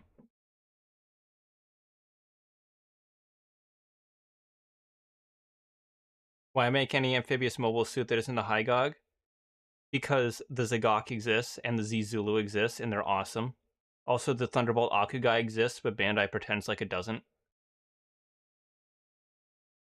Once they're known Zeta HG next year, they'll do double Zeta for you, especially you. Yeah, they're probably realistically they are probably going to dip back into double Zeta at some point. The Gespent's basically the Dryson. Yes, they have the same really cool saw blade weapon. Yeah, the buzzsaw funnel. Oh, the Toad Ritter does have it. Awesome. Okay. I was planning on getting a Toad Ritter at some point. That's just another reason to get one because I love that weapon gimmick. I wish they did the Doan's Island kits better because they could have done the Southern Cross, like the Black Tri-Stars, where the Ortega is one guy. Yeah, they totally could have grouped those together into some multi-packs better. Beginning 30 sort of has it. Kind of, but I like the like propeller bladeness of the Dryson blades. The Gespent's also dark colored and has the triple beam. That is true. It does have the triple beam cannons in the arms as well. That is a thing. And also somehow the beam cannons are also beam saber handles, and I'm not exactly sure how that works. But apparently it does. And I don't know if just one of the cannons is a beam saber handle, or if all three of the cannons on the arm can turn to three beam sabers, because that doesn't seem particularly useful to me. He's only got two hands after all. Tojo is definitely a kid. It's honestly not that bad if you don't give a shit about it being a Pale Rider fan and caring about color events. Yeah, I just think it's a really cool looking design. I like it's big too. I think it's a lot bigger than the other Pale Rider kits. They pretty much made a brand new mold for it. It's got a really cool design. It's got those blade funnels. And it's got the Bawu style shield for some reason. There's some weird part swapping going on with some of the UC side story suits of that era. It's like, hey, let's just stick a Bawu shield on here, some Dryson funnels on the back, just kind of kit bash everything together.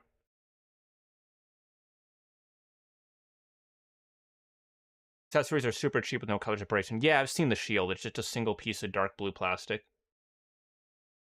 Waiting on Bandai to make an MG again? Man, you're going to be waiting for a long time. You just got to come over to the third-party side. We have such cool kits. We have an hour of suffering of building hands. We have weird shoulder seams. We have die-cast metal inner frames that feel nice, but will probably negatively affect the structural integrity of the kit over time. We're having such a great time here. It's so cool. In all seriousness, though, I would say overall this is actually a pretty cool kit. There's been some issues during the build for sure, but once everything's together, I think I'm going to really like this model. Coder is big indeed. I need to go to new head and wings. New projects, I head wings. Yeah, you could definitely. It's basically a kit bash already, so you might as well just start swapping out the parts you don't like with ones that you do. It needs to be big so it can properly writ toads. Coder is indeed a kit bash. Uses the Oh, it does use the Gazelle beam rifle. I didn't even notice that.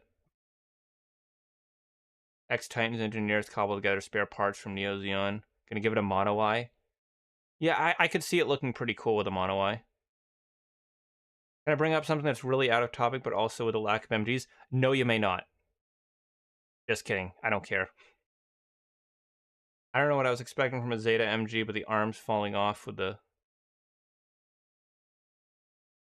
Well, I guess those arms took the rest of the message with them. I do... Yeah, the matte finish is something I really like about this. They molded the kit with like that rough, kind of a rough texture to the plastic, so it's basically pre-matte coated. Like this kit right out of the box looks like it's got a matte coat on it, and it really makes it feel and look a lot higher quality than it is. It's the same plastic that any other Bandai kit would use. They just rough up the texture on the surface. I guess they probably like acid etch the molds or something to give them that texture, and it just looks great. It really does. All it needs is some decals, and it's basically going to look amazing.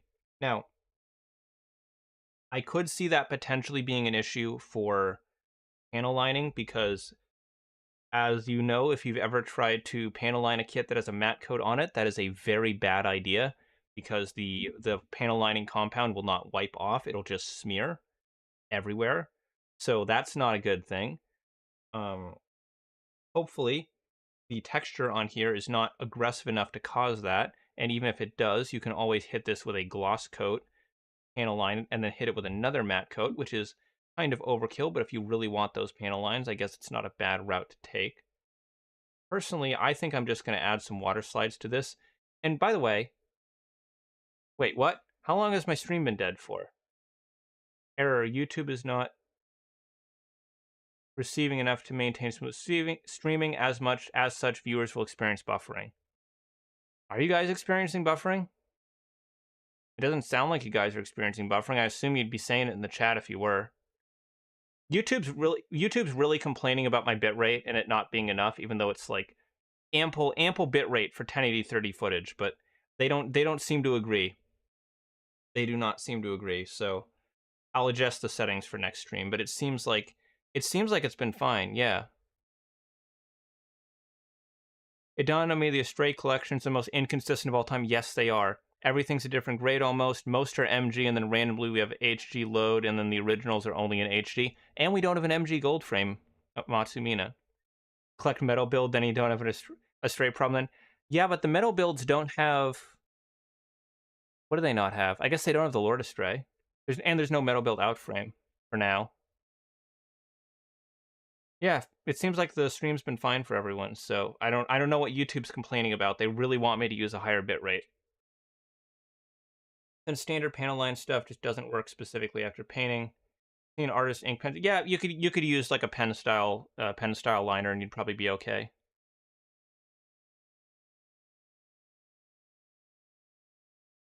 Green frame is unobtainable. I didn't even know they did a green frame metal build. I guess it makes sense. It's just an easy recolor for them to do.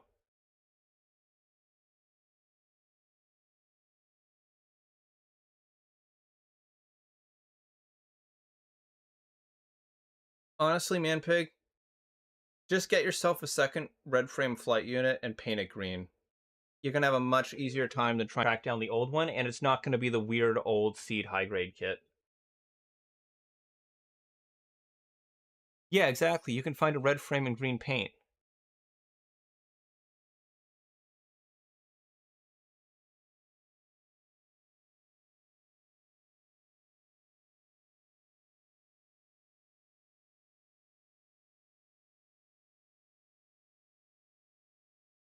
Oh, the green frame does have the spear, that's true. It's close to the... Wait. Doesn't something else use it? Doesn't the Gion Storm has it, right? No, the Gion Storm has the slash Saku Phantom axe. What uses that weapon? I'm 100% sure there is another mobile suit that uses the Green Frame's beam spear. I know there's the Semi Striker spear that's similar, but I think there's a seed unit that uses the same spear as the Green Frame. Bill Akatsuki's a modified version. Yeah, I mean that's similar, but that's different. Can't paint a stray because colored polycaps. Yeah, I mean you can. It's just the paint's not to adhere to it. You could always just layer some plot plate, like some really thin plot plate over the top of the polycaps to cover them up too, if you really want to paint them.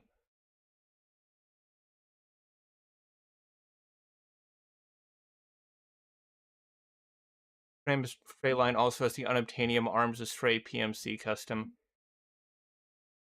Whoop! Now it's saying no data. What the heck? And now it's saying, man, I don't know what's going on with YouTube Studio right now. It's being weird. It's being kind of finicky. Nothing else comes with it. Okay. I saw a third-party kit for the MG Physalis. Yes, that's the MGX one, the very cool, very complicated one. Thinking of the gay bugle rifle, the gold frame and dual both use. I might be. Cool, but also costs more than MGX. I guess if you're in Canada, yeah, the Manpig has to pay the Canadian tax. If you're in America, I don't think the GPO2 is like crazy expensive. I think it's like 120 or 130 or something, right? For an MGX style kit at that level of quality, kind of reasonable for what it is. Even if it would be a lot for a standard MG.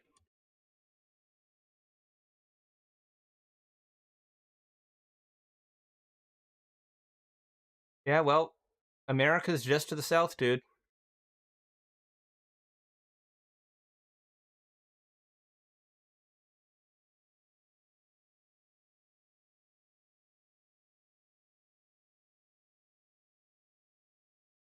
But man, if you really want to talk about unprinted, unobtainable stray kits, how about those 1/100 scale models, right? Like the Vent Savior, the Hail Buster, the Nyx Providence.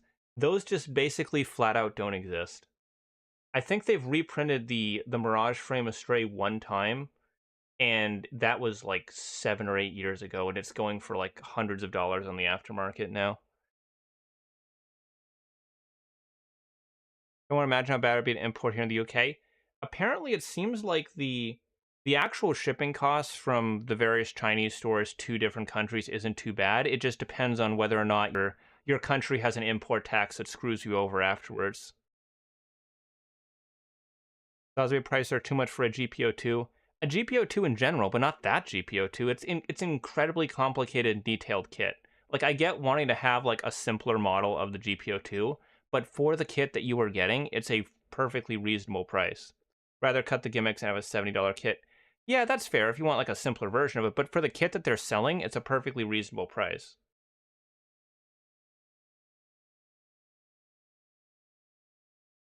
The librarian work stuff, yeah, exactly. Those are some really, really hard nine kits. Last time I went to Hong Kong, it was in Nyx Province and Gale Strike. Okay, cool. I wonder if it's a. Yeah, I know my avatar has been frozen. It's been like that for a while. I have to periodically click on the window with it every few minutes in order to unfreeze it.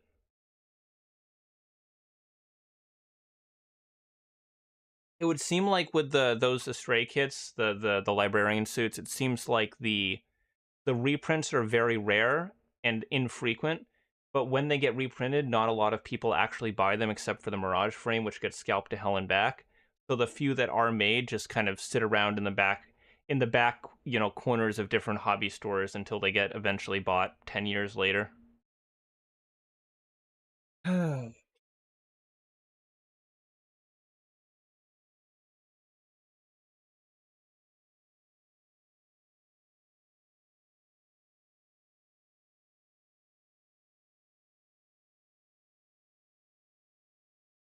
So I think I'm going to end the stream here. I finished building what I'm going to build for today, and I'm getting pretty hungry, so I'm gonna have to go and get myself some dinner. So, thanks for coming by. Thanks for watching the stream. leave a like, and I shouldn't probably have to tell you to subscribe because I'm assuming that if you're here watching this stream, you're probably already subscribed, but I'm going to say it anyway. Subscribe. You don't miss the notifications for future streams. Thanks for hanging out, guys. I'd say I had a good time building, but that's not entirely true. I had a conditionally good time building, depending on which part of the body we were building. So thanks for hanging out. Probably gonna do another stream over the weekend where we at least try to finish up this kit, as long as there's not more bullshit like these hands to do. And as always, I'm Second Soundwave.